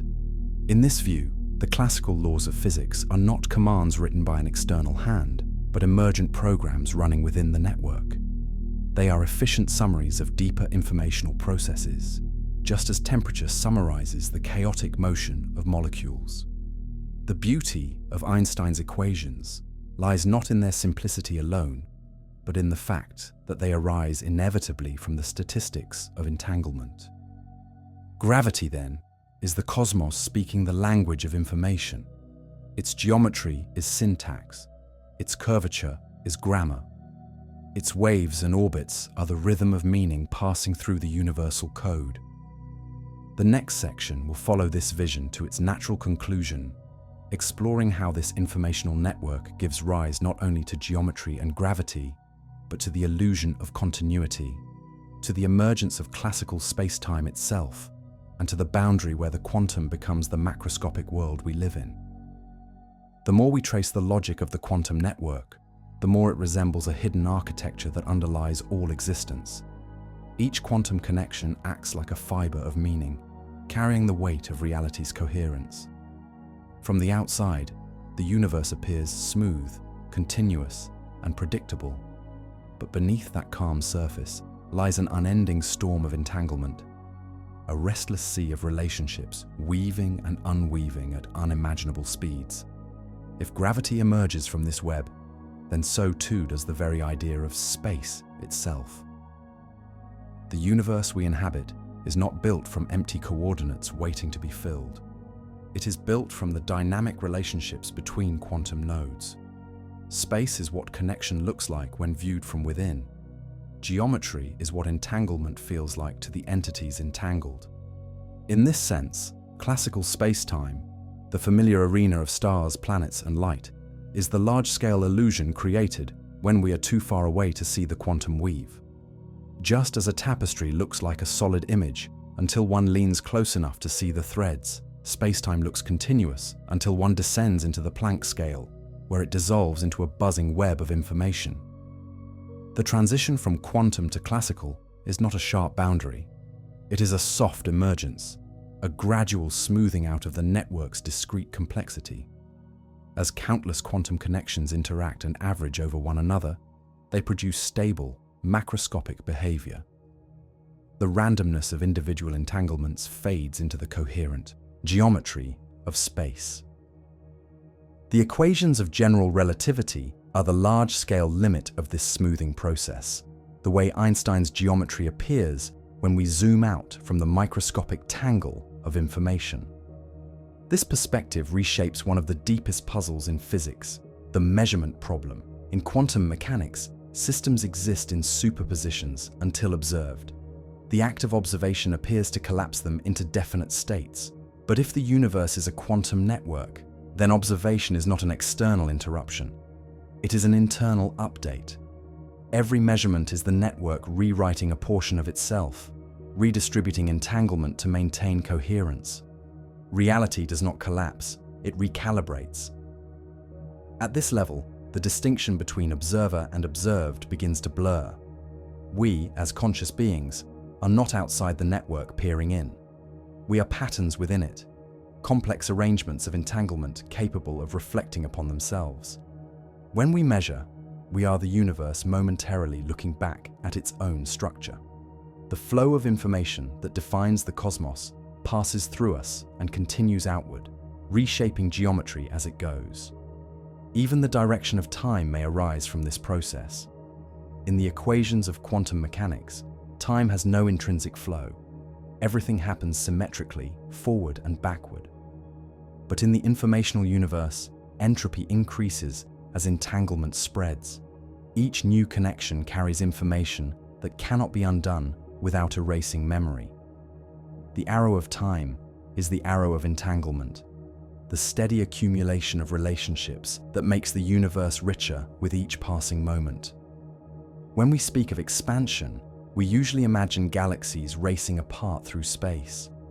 Yet from the perspective of the quantum network, expansion is the growth of connectivity. As new regions of the universe come into existence, new nodes and links form, increasing the total capacity for entanglement. The cosmos does not stretch into emptiness. It unfolds its own informational structure, extending the lattice of reality. Even cosmic acceleration, the mysterious speeding up of the universe's expansion, might reflect the dynamics of information. As entanglement becomes more complex, the network's geometry could naturally shift in a way that mimics a repulsive force. What we call dark energy may be the expression of the network rebalancing itself as new information enters its weave. In this light, the universe is no longer a static object that began in a single explosive event. It is a living computation that continues to evolve, creating new space, new time, and new patterns of connection. The Big Bang becomes not a singular explosion, but the initial condition of entanglement, the first spark that set the network's self-weaving in motion. The realization that geometry is emergent from information also redefines what it means for the universe to be finite or infinite.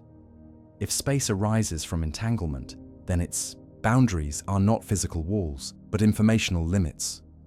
Beyond the edges of our observable universe may lie regions with which we are not entangled, and therefore, to us, those regions do not exist. The cosmos could be boundless in its total informational content, yet locally finite in what any observer can experience. As these ideas converge, the old question, "What is gravity?" begins to fade. Gravity is no longer a mystery to be solved, but a story to be understood. It is the narrative of information striving for coherence, the way the universe remembers its own shape.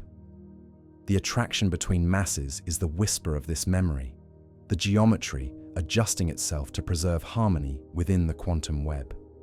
To think in this way is to see the cosmos not as a machine, but as a mind-like entity, not conscious in the human sense, but self-organizing, self-maintaining, and self-aware through its informational balance.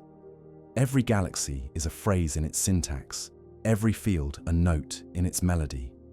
The universe speaks through gravity, its most ancient and universal language. In this framework, the physical and the informational are inseparable. Matter and energy are the visible expression of the network's data. Gravity and geometry are the syntax of its relationships. Space and time are the dimensions of its meaning. The laws of physics are the grammar that allows it to speak consistently. And what it speaks is existence itself. A sentence still unfolding, written in entanglement, read in curvature, echoed in gravity. As we move forward, this understanding prepares us for the next step in the story. To see how, at a deeper level, the laws of thermodynamics and the first principles of quantum information come together to produce Einstein's equations directly. If gravity truly arises from the heat flow of entanglement, then we are on the threshold of one of the most profound truths ever glimpsed, that the universe does not obey gravity. The universe is gravity, woven from information, stitched by entanglement, and sustained by balance. Gravity, that quiet sculptor of the cosmos, has always seemed to stand apart from the rest of nature's laws. It bends light, dictates the rhythm of planets, and shapes the birth and death of stars, yet it has resisted every attempt to be understood in quantum terms. The other forces of nature, electromagnetism, and the strong and weak nuclear interactions, obey the quantum rules of uncertainty and superposition. But gravity, described so elegantly by Einstein's geometry of space-time, appears to belong to another realm entirely. For a century, physicists have sought the bridge between these worlds. They built theories of quantum gravity, looped spaces, vibrating strings, and hidden dimensions. Yet through all these attempts, a strange truth began to surface. Perhaps gravity is not a force that needs quantization at all. Perhaps it is already quantum in origin, not as a separate interaction, but as an emergent phenomenon, born from the same principle that defines all quantum reality: entanglement. This radical idea took its most precise shape in the mid-1990s, when physicist Ted Jacobson made a discovery that stunned the scientific world. He found that the equations of general relativity, Einstein's proudest creation, could be derived from the laws of thermodynamics applied to quantum information. In other words, gravity was not a fundamental feature of the universe, but a statistical effect of hidden quantum processes, an emergent property of the entanglement that binds all things together. Jacobson's insight began with a simple observation. In quantum field theory, every region of space possesses an intrinsic entropy, a measure of how much information is entangled with its surroundings. Even the vacuum, the seeming emptiness of space, carries an ocean of entanglement across every surface. This entropy is not an abstraction. It can be measured and behaves like the heat content of space-time itself. Jacobson imagined taking a tiny patch of space-time, a region so small that the effects of curvature could be neglected. According to the laws of quantum mechanics, this region would still possess an entropy proportional to its surface area, just as black holes do.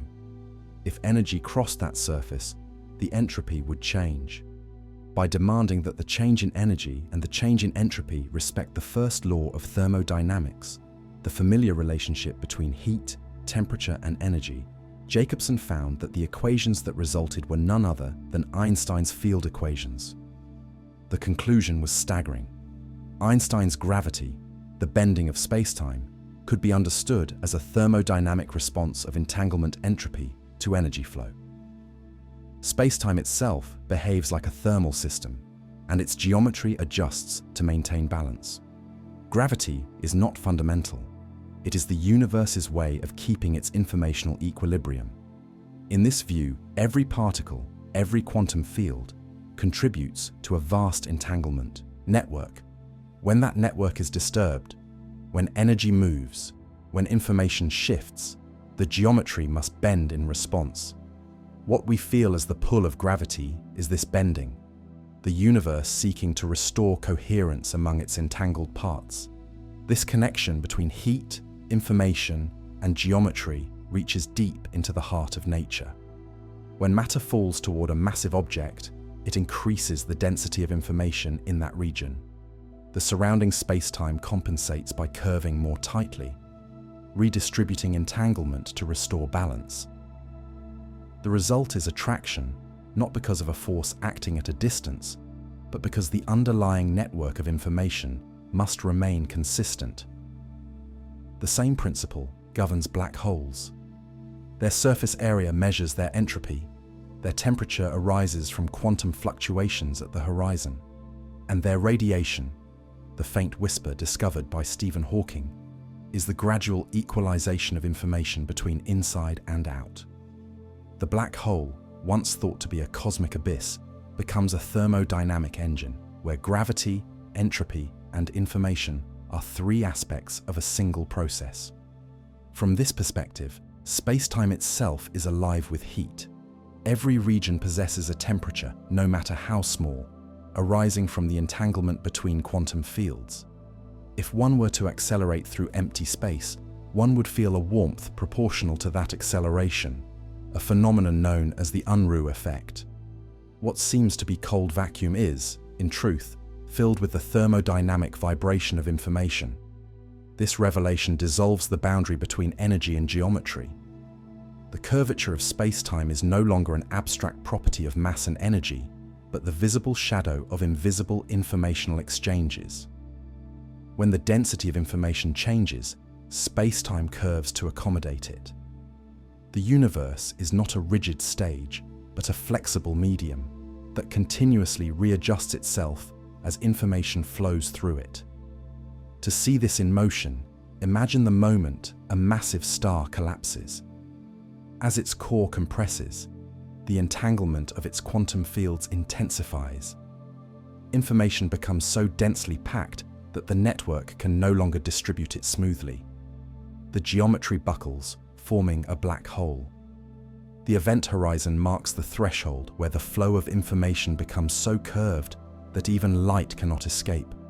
Yet the entropy encoded on that surface preserves every detail of the star's existence, storing it as patterns of entanglement. The star's death becomes an act of transformation, its matter rewritten into the language of information. The elegance of Jacobson's discovery lies in its simplicity. He did not need new particles, hidden strings, or extra dimensions. He needed only the recognition that space-time behaves like a thermodynamic medium. Its heat is entanglement, its pressure is curvature, its flow is gravity. Einstein's equations in this light are the equations of informational equilibrium. Later, developments deepened this view. Physicists such as Eric Verlinde expanded upon the idea, proposing that gravity itself arises from the tendency of information to maximize entropy. When matter moves, it changes the distribution of information in its surroundings. The system responds by adjusting geometry, and that adjustment manifests as gravitational attraction.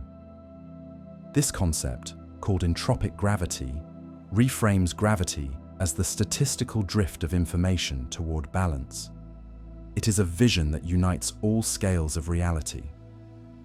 At the smallest level, entanglement connects qubits of information. At larger scales, those connections weave geometry.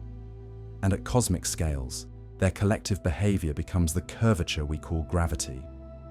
Every falling apple, every orbiting moon, every spiral galaxy is the expression of this same process, the quiet, ceaseless flow of information through the universal network.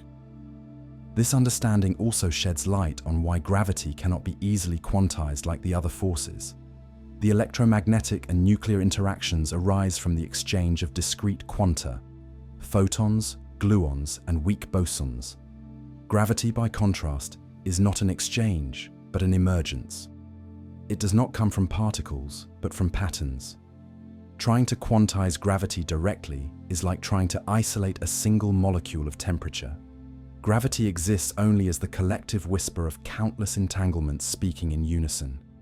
And yet, this collective whisper governs the grandest phenomena in the universe.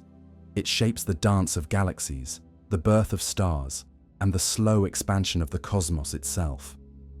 Even the mysterious acceleration of that expansion, what we call dark energy, may reflect the changing balance of entanglement entropy on a cosmic scale. As the universe evolves, new information becomes encoded, and space-time responds by stretching to preserve equilibrium. At the deepest level, the laws of thermodynamics and the laws of gravity are two expressions of one principle. Information cannot be destroyed, only transformed. When energy flows, information follows. When information flows, geometry bends. The universe is a self-regulating system that keeps perfect account of its own data, adjusting its shape to ensure nothing is ever truly lost.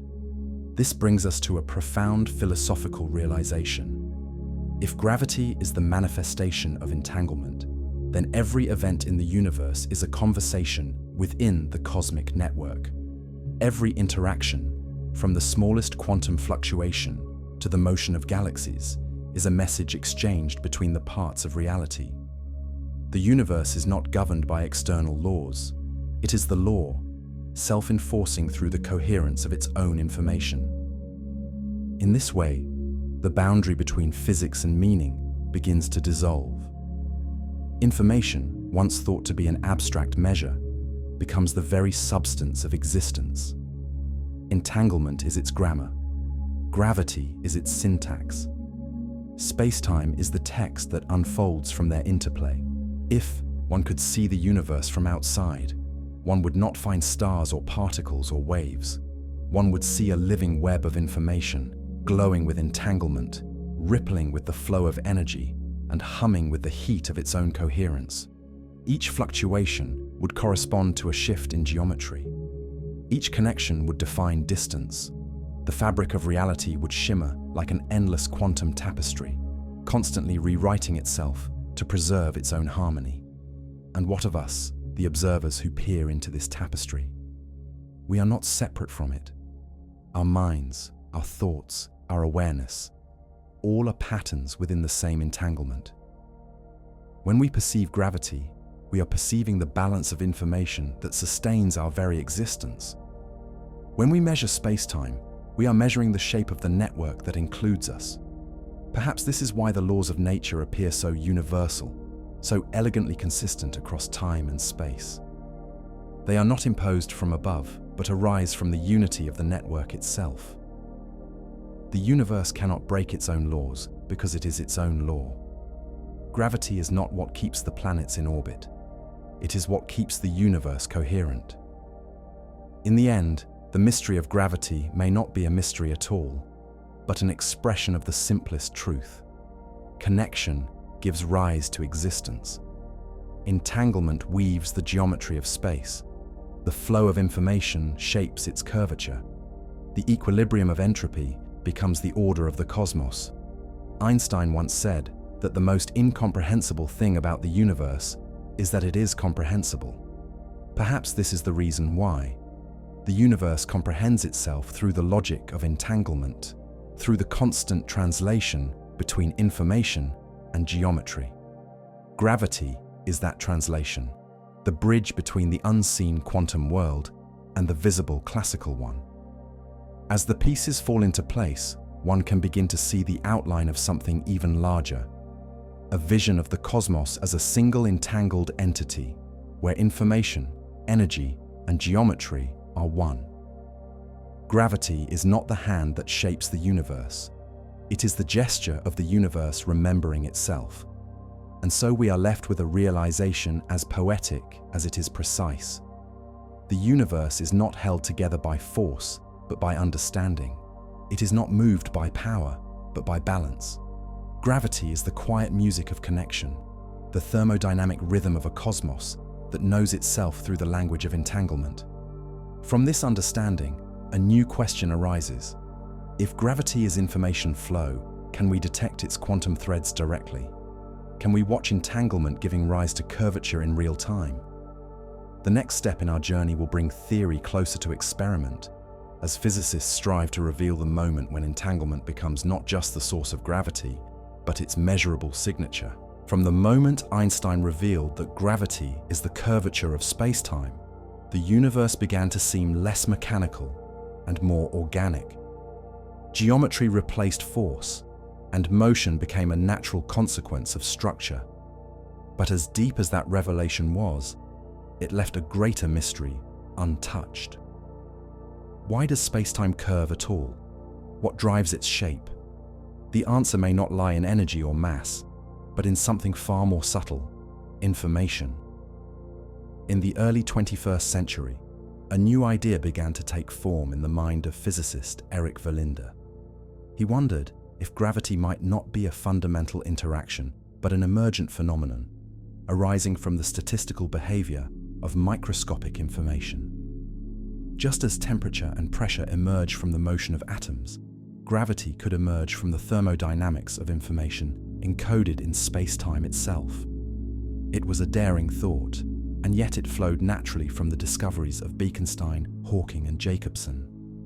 If black holes have entropy proportional to their surface area, and if space-time itself has an informational structure, then perhaps the force we call gravity is simply the universe's tendency to maximize entropy, the drive of information to spread, to balance, to find equilibrium. Verlinde's idea came to be known as entropic gravity. It begins with a simple premise: information is physical. Every particle, every field, every fluctuation of space carries bits of information, and the universe, at its core, behaves like an informational system striving for balance. When matter moves, it alters the distribution of information around it. The resulting shift in entropy gives rise to a force, not because of an external pull, but because the system naturally evolves toward a state of higher information equilibrium. To see this, imagine a particle hovering near a holographic screen, a surface encoding information about the region of space it encloses. The particle's presence changes the information on that screen. The difference between the number of possible states before and after the particle's movement corresponds to a change in entropy. The universe responds to this change by exerting what we perceive as gravitational acceleration. In Verlinde's formalism, the strength of that acceleration depends on how the entropy of the surrounding information field varies with distance. The result is a mathematical expression that looks exactly like Newton's law of gravity, yet it arises not from an innate force, but from the statistical behavior of information. The The gravitational attraction between masses is the manifestation of information trying to restore balance. This vision recasts gravity as a form of thermodynamic flow. Space-time is an elastic medium of information, and when that medium is stretched or compressed, it resists, not because of a force embedded in nature, but because imbalance demands correction. The familiar curvature of geometry is simply the shape of this response. What makes this idea so powerful is that it offers a unified explanation for phenomena that once seemed disconnected. In black holes, entropy accumulates at the event horizon, creating extreme curvature. In galaxies, entropy gradients across vast distances can mimic the effects we attribute to dark matter. Verlinder's theory predicts that deviations from Newtonian gravity arise naturally in regions where information density changes slowly, exactly the pattern observed in the outer rotations of galaxies. In the traditional view, dark matter is an unseen substance whose gravity keeps galaxies from flying apart. But in the entropic picture, those same effects may result from how information is distributed in space-time. The universe does not need invisible mass to explain its structure. It needs only the flow of information. To many physicists, this is not just elegant, it is inevitable. If entropy governs the behavior of matter, and if space-time encodes information, then gravity must be a statistical consequence of that encoding. The same principle that drives heat to spread and gases to fill their containers also drives planets to orbit and light to bend. The universe, in all its complexity, behaves like a single, self-correcting information field. At its heart lies a profound symmetry. Information seeks to spread. Entanglement seeks to balance. Geometry arises to ensure that both remain consistent. The equations of gravity are the rules by which this consistency is maintained. When we drop an object, we are not witnessing attraction in the classical sense. We are witnessing the flow of information through space-time, the reorganization of entropy around a change in energy. The object moves because its movement increases the total entropy of the system, and the universe, as always, chooses the path of maximal information. This perspective also explains why gravity is so universal. Unlike the other forces, which depend on charge or quantum numbers, gravity affects everything that carries energy or information. In other words, everything. It is the most democratic of all natural phenomena because it acts not upon particular properties, but upon the presence of existence itself. The entropic vision reveals that space-time is not a backdrop, but a participant. It stores information, reacts to energy, and evolves in response to change. The geometry we perceive is not the stage of the cosmic drama, but the story itself, written in the language of entropy, read through the motion of matter, and enacted through the flow of time. Even the expansion of the universe can be seen as a thermodynamic process. As the cosmos evolves, information becomes more evenly distributed. The stretching of space is the universe's way of dispersing entanglement, of smoothing the density of information across its vastness. The acceleration of this expansion, what we call dark energy, could reflect the pressure of the informational medium itself, a tension arising from the universe's relentless drive toward equilibrium. If we could step outside time and look at the universe as a whole, we might see it as a great current of information flowing from simplicity to complexity, from low entropy to high, from potential to realization. Every fluctuation, every star, every life form is a ripple in that current, a temporary structure through which information passes on its way to balance. Gravity, then, is not a force that binds. It is the expression of that flow, the gentle tug of the universe knitting its parts into coherence. It is how the cosmos ensures that nothing ever truly stands alone. And yet, there is something more poetic still. Entropic gravity hints that the universe is self-aware in a physical sense. It monitors its own state, adjusts its geometry, and preserves its informational integrity. It is not consciousness as we know it, but it is a form of cosmic reflexivity. The universe responding to its own imbalances in real time. The feedback loop of information becomes the heartbeat of creation. This perspective also offers new insight into the nature of time. In an informational universe, time is not a separate dimension. It is the bookkeeping of entropy. As information flows and entanglement grows, the state of the universe changes irreversibly. The passage of time is the record of those changes, the universe remembering itself. At the smallest scales, where quantum events occur, this flow becomes turbulent, uncertain, and non-linear.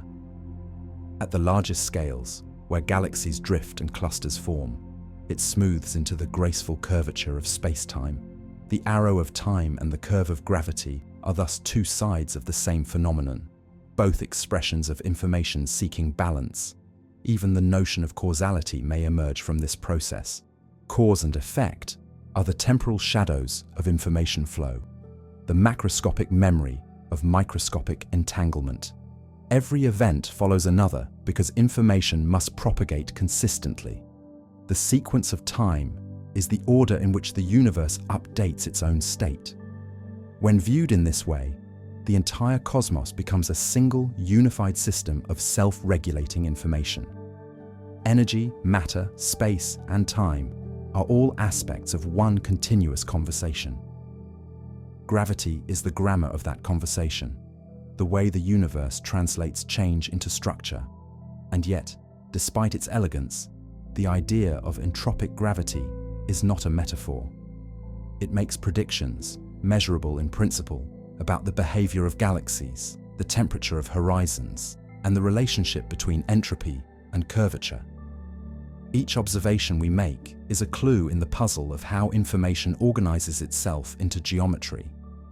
If these theories continue to hold, they may one day replace our notion of fundamental forces entirely. The universe may turn out to have no true forces at all, only relationships, flows, and equilibria of information. Everything we perceive as force would be an emergent effect, a macroscopic echo of the quantum web adjusting itself toward balance. In such a universe, nothing is ever truly static. Every atom, every photon, every region of space participates in the ceaseless exchange of information. Even the emptiness between stars hums with the quiet vibration of entanglement, ensuring that reality remains connected across cosmic distances. And perhaps that is the deepest truth entropic gravity offers, that gravity is not about falling, but about belonging. It is the manifestation of the universe's unity, the evidence that all things are parts of a single informational whole. When we look up at the night sky and feel the weight of its silence, we are feeling gravity, not the pull of distant masses, but the echo of the cosmic information field that holds us in its memory. The curvature that guides our world lines through space-time is the whisper of that memory adjusting, balancing, and unfolding. The next step, however, lies beyond theory. For all these ideas to move from philosophy to physics, they must be tested. The question is no longer only whether gravity emerges from information, but whether information can create gravity in the laboratory. Can entanglement itself generate measurable curvature? Can we watch the invisible threads of quantum connection bending the geometry of reality? The search for that answer will define the next frontier, the attempt to detect the quantum nature of gravity, to see the very moment when entanglement and spacetime reveal themselves as one and the same. At the smallest scales of existence, the universe does not resemble the smooth geometry that Einstein described. It trembles, flickers, and seethes with uncertainty. Particles emerge and vanish. Fields oscillate between possibilities, and distance itself becomes ambiguous. This is the quantum world, a realm not of things, but of relationships, where the strength of a connection defines what is real. Among all these relationships, one stands supreme: quantum entanglement. It is the invisible glue that binds the universe together, the silent link between particles that allows them to share a single quantum state, no matter how far apart they drift. It violates our classical intuitions, yet obeys the deepest logic of the cosmos. When two particles become entangled, their identities merge. Measuring one instantly determines the other, not through a signal or a force, but through the simple fact that they are not truly separate. This strange connection has led physicists to an audacious idea: that entanglement is not merely a feature of quantum systems, but the foundation of space-time itself. Without it, there would be no geometry, no distance, no continuity. Space-time is not a container in which entangled particles exist. It is the fabric woven from their entanglement. The notion first gained momentum in the years after Mark van Raamsdonk's insight. He realized that increasing entanglement between quantum systems causes their geometries to connect, while reducing entanglement tears space-time apart.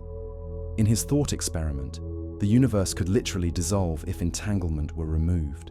Reality itself would fragment into isolated shards of information, unbound by any shared geometry. This was a revelation. It meant that the continuity of the cosmos, its unbroken wholeness, depends on the density of entanglement. The tighter the network of connections, the smoother the geometry of space. When entanglement weakens, curvature increases, and when it collapses entirely, geometry breaks.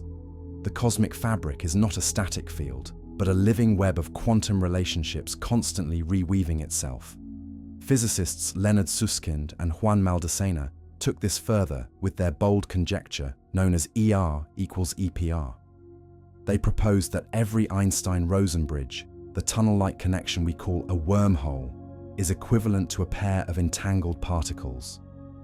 In other words, entanglement and space-time connectivity are two expressions of the same reality. A wormhole is entanglement made visible, and entanglement is a microscopic wormhole binding the universe together. This idea transforms our picture of black holes. When two black holes are entangled, their horizons are connected through a wormhole. The geometry between them is not physical in the classical sense. Nothing can travel through it. But it exists in the language of quantum information. The entanglement that ties their quantum states together also stitches the space between them. In this vision, the entire universe becomes a network of such connections, an incomprehensibly vast tangle of quantum threads.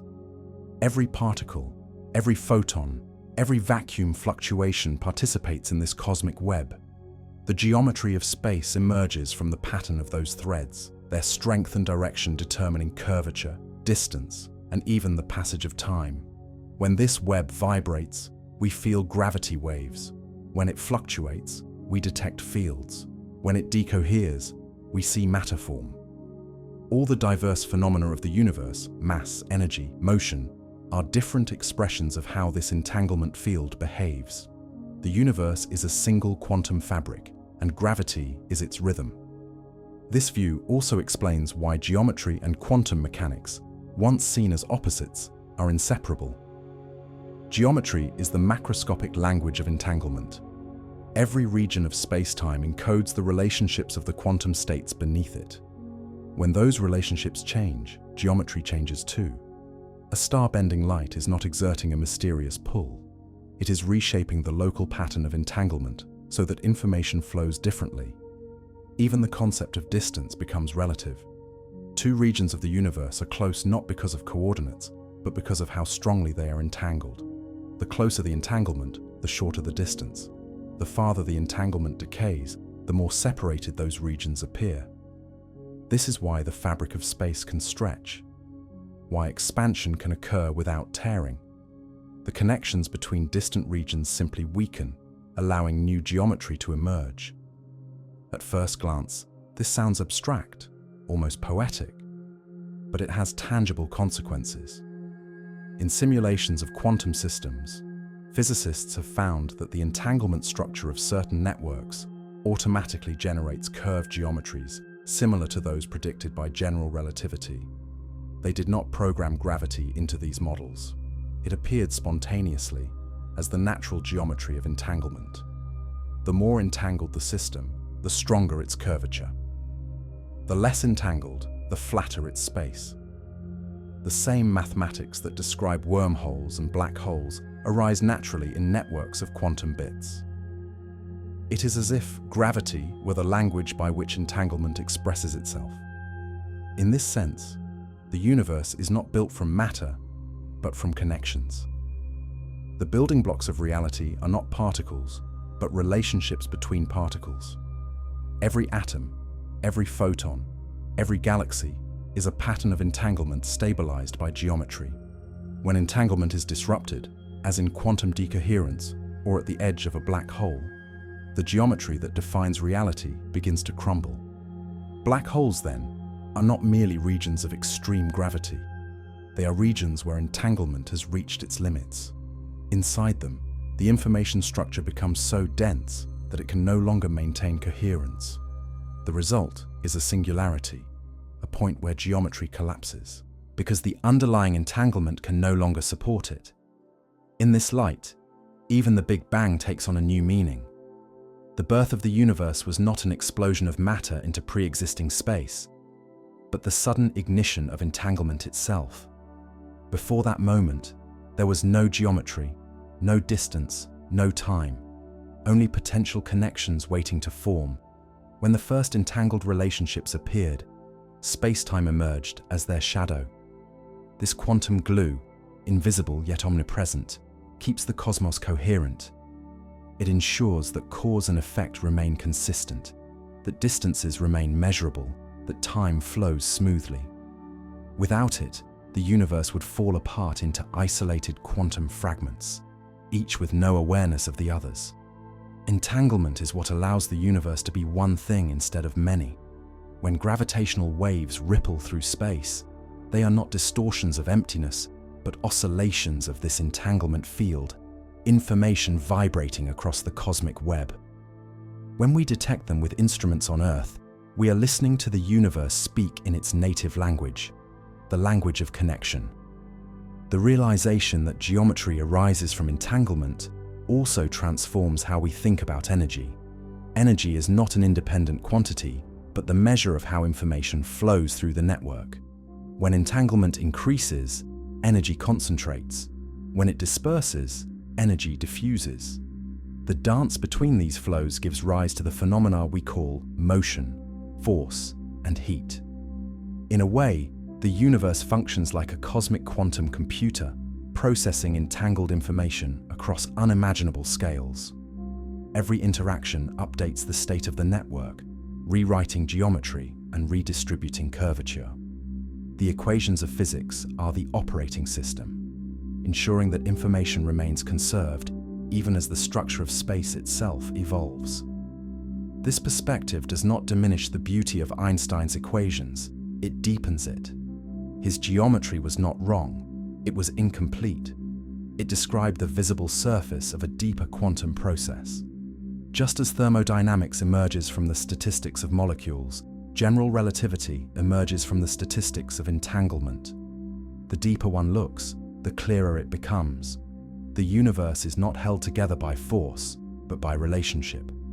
Gravity is not a field acting upon matter, but the harmony that arises when information remains coherent across scales. Entanglement is the glue, geometry its form, gravity its consequence. And so, when we look at the night sky, we are not merely seeing stars scattered through emptiness. We are seeing the luminous intersections of the quantum web, knots of entanglement whose coherence allows light and matter to exist. Each point of starlight is a message written in the grammar of connection, a spark in the infinite computation that is the cosmos. If gravity is the whisper of entanglement, then the universe is a song, one that has been playing since the first connection formed and will continue as long as information flows.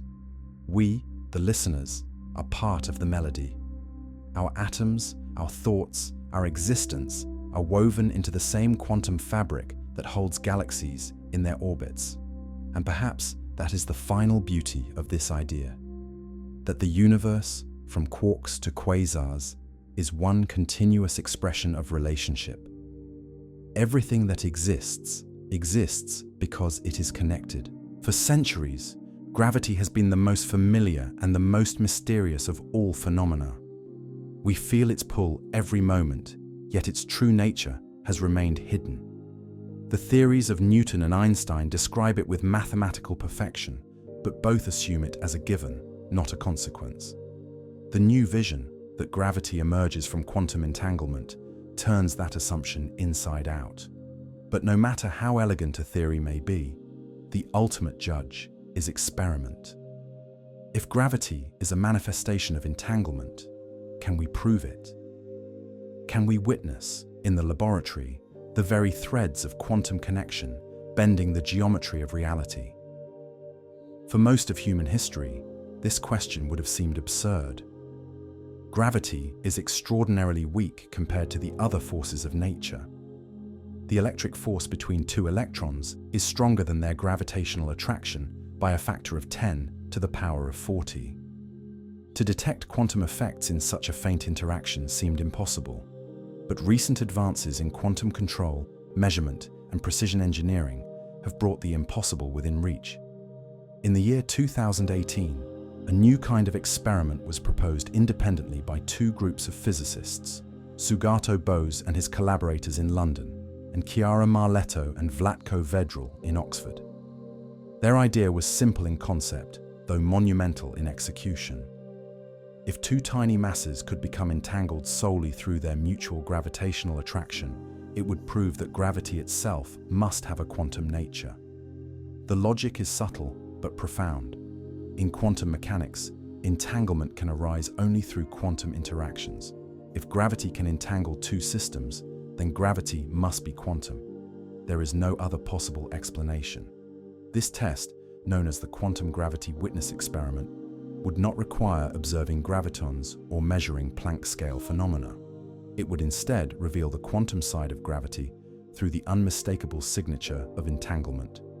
In the proposed setup, two microscopic spheres, each containing perhaps 10 billion atoms, are cooled to near absolute zero and suspended in isolation, shielded from all external disturbances. Using magnetic or optical traps, physicists would place each sphere into a delicate state of quantum superposition, existing simultaneously in two nearby positions. If gravity is classical, these spheres would remain independent, their quantum states unaffected. But if gravity is quantum, their mutual attraction, however tiny, would generate entanglement between them. After some time, the interference patterns of the spheres would reveal the truth. A shift in the pattern, a correlation beyond chance, would mean that gravity had mediated entanglement, that the geometry of space-time itself carries quantum information. It would be the first experimental evidence that gravity is not separate from quantum mechanics, but born from it. Achieving this experiment is no small feat. The conditions required are extreme. Near perfect vacuum, temperatures only fractions of a degree above absolute zero, and vibrations smaller than the width of an atomic nucleus. Yet each of these challenges is being met, piece by piece, by the relentless progress of quantum technology. Instruments that once existed only in theory, quantum interferometers, atomic clocks, optomechanical resonators, are now being built and refined in laboratories around the world. Even before the definitive test is complete, hints are emerging. Advances in quantum sensing have revealed subtle gravitational effects on individual atoms. Atomic clocks placed a few centimeters apart now tick at measurably different rates due to gravity's influence on time. These are small glimpses, but they show that the boundary between the quantum and the gravitational is not as distant as once believed. If these experiments succeed, their implications will be staggering. They will confirm that the force we feel as gravity is not fundamental but emergent, arising from the exchange of quantum information. Every gravitational field would then be an entanglement field, a manifestation of correlations between quantum states across space-time. The curvature we measure would be the geometry of those correlations. Such a discovery would mark a turning point in physics. For the first time, the two great pillars of modern science, quantum theory and general relativity, would not merely coexist, but merge, revealing themselves as aspects of a deeper unity. Gravity would cease to be the last holdout against quantization. It would instead become the bridge that connects all scales of reality. The experimental challenge does not end with entangling small masses. The next frontier will be to observe how entanglement itself curves space-time. If the geometry of space truly emerges from the pattern of quantum connections, then altering that pattern should, in principle, alter geometry. By manipulating entanglement directly, physicists could one day engineer artificial gravitational fields, not by moving mass, but by shaping information. In this light, technologies that once belonged to science fiction begin to acquire a new theoretical foundation. Quantum computers, for instance, already simulate the flow of entanglement within controlled systems. If those systems can be scaled, they might one day reproduce the very geometry of space-time in miniature. Quantum laboratories, where gravity is not only tested but created. Such visions are still distant, yet they reveal how the boundaries of physics are shifting. The question is no longer whether gravity can be unified with quantum theory, but how deeply information defines the universe itself. The entanglement-gravity connection suggests that reality is not built from matter, but from relationships, not from objects, but from the invisible structure that binds them. This shift carries philosophical weight as well. It challenges the notion of separateness, the idea that objects exist independently in space. If space itself arises from entanglement, then nothing truly exists in isolation. Every particle, every atom, every star is connected by the same underlying web. The universe is not a collection of things in space. It is the network of relationships that gives rise to space. When we test the entanglement of tiny masses, we are not merely probing a physical effect. We are probing the foundation of existence, the very mechanism by which reality knits itself together. If entanglement creates geometry, then gravity is the universe remembering its own structure, ensuring that every part remains in harmony with the whole. The success of these experiments would redefine what it means to explore. No longer would physics seek the smallest particle or the most distant galaxy. It would seek the pattern, the architecture of information that connects everything. The telescope and the particle accelerator would merge in purpose, both instruments for studying the same cosmic code. Even failure would be meaningful. If gravity refuses to reveal quantum behavior, that too would teach us something profound, that the geometry of space-time operates on principles beyond our current comprehension. Either way, the search will bring us closer to the truth of what binds the cosmos. For now, physicists continue their work with patient precision, cooling, isolating, measuring, and waiting.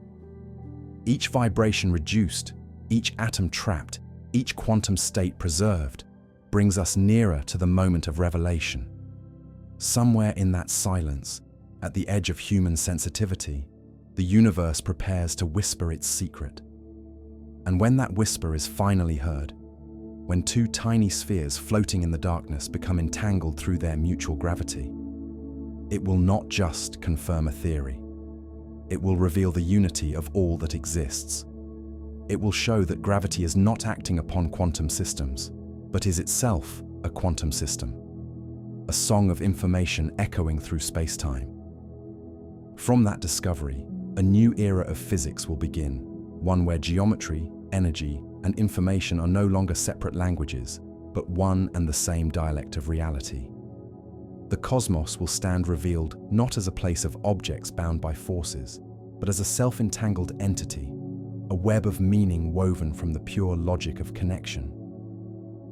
The next chapter will bring this journey to its culmination, a vision of the universe as a living network of thought, where space-time, gravity, and consciousness all arise from the same fundamental principle. The universe thinks in links. If everything we have learned so far is true, then the universe is not a stage where events unfold, but an active web of relationships, a living network in which information, geometry, and meaning are inseparable.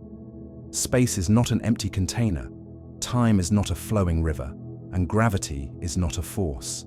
They are all consequences of connection.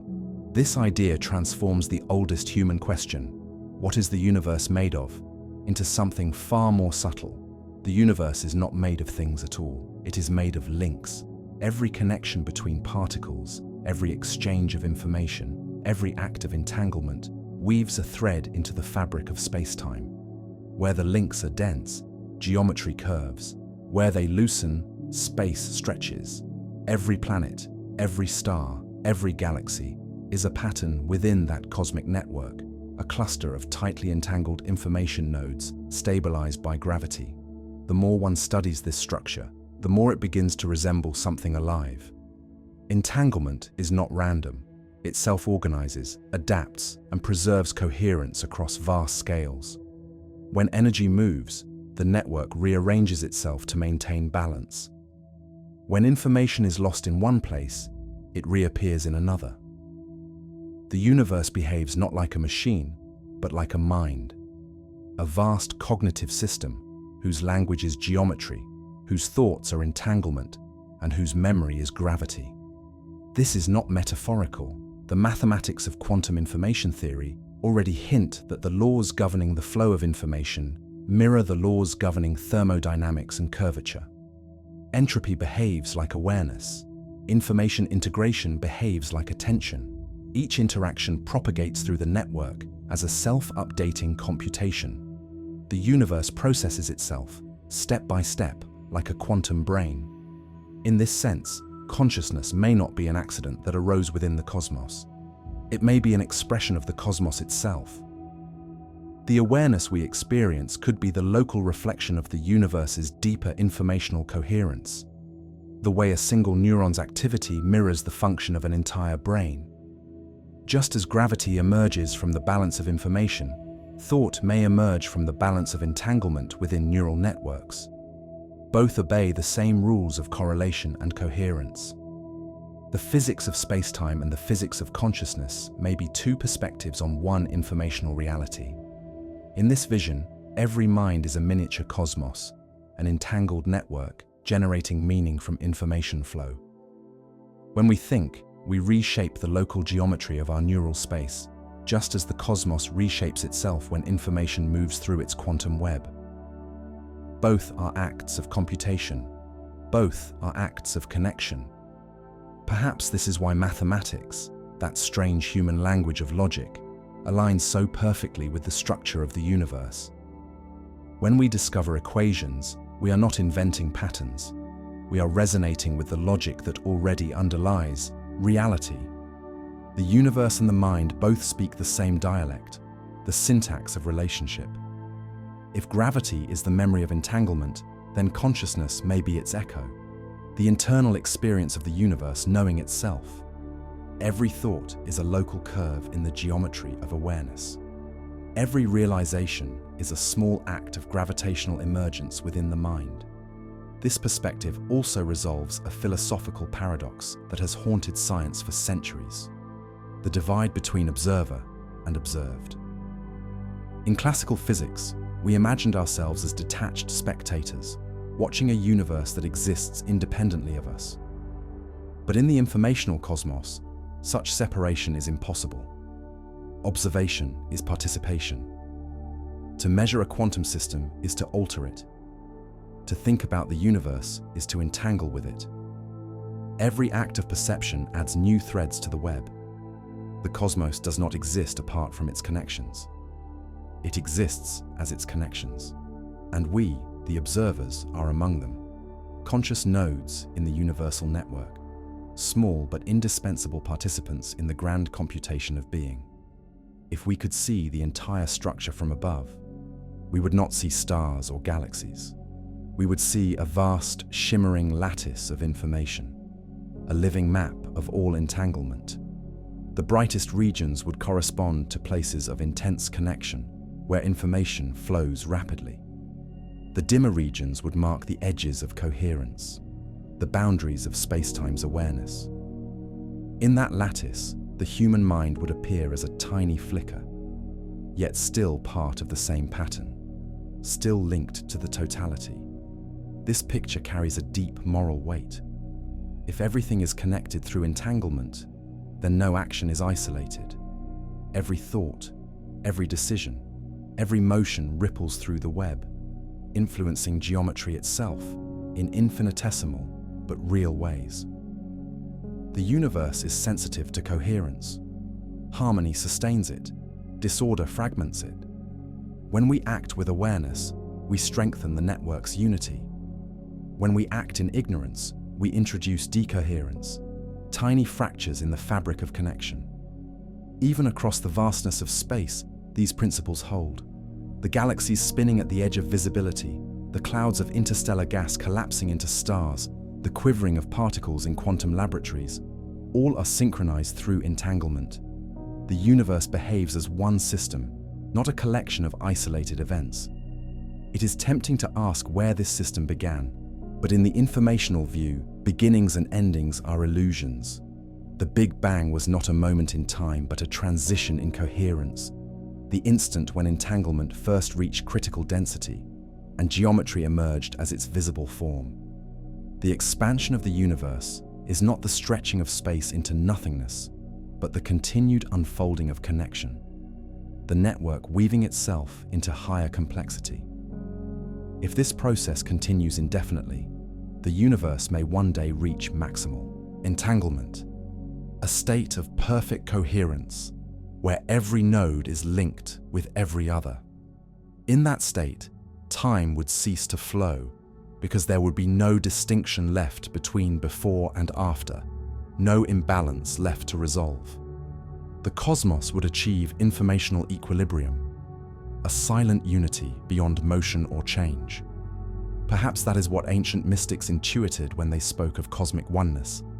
Not a metaphorical unity, but a literal informational coherence that physics is only now beginning to describe.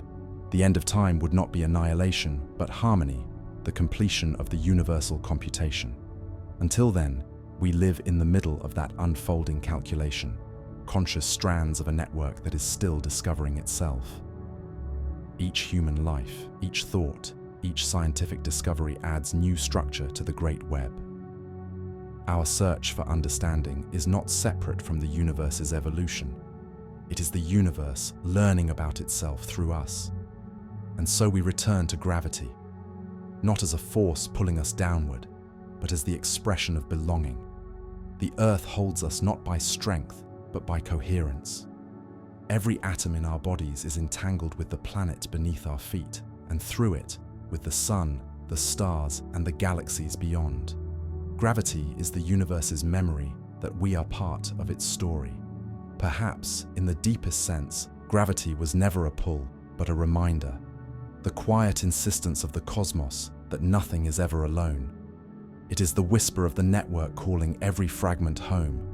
When we gaze into the night sky and feel the awe of its immensity, we are not looking outward, but inward, seeing our own reflection in the fabric of connection that makes all things possible. The light of distant stars crosses billions of years, not because space is vast, but because the web is unbroken.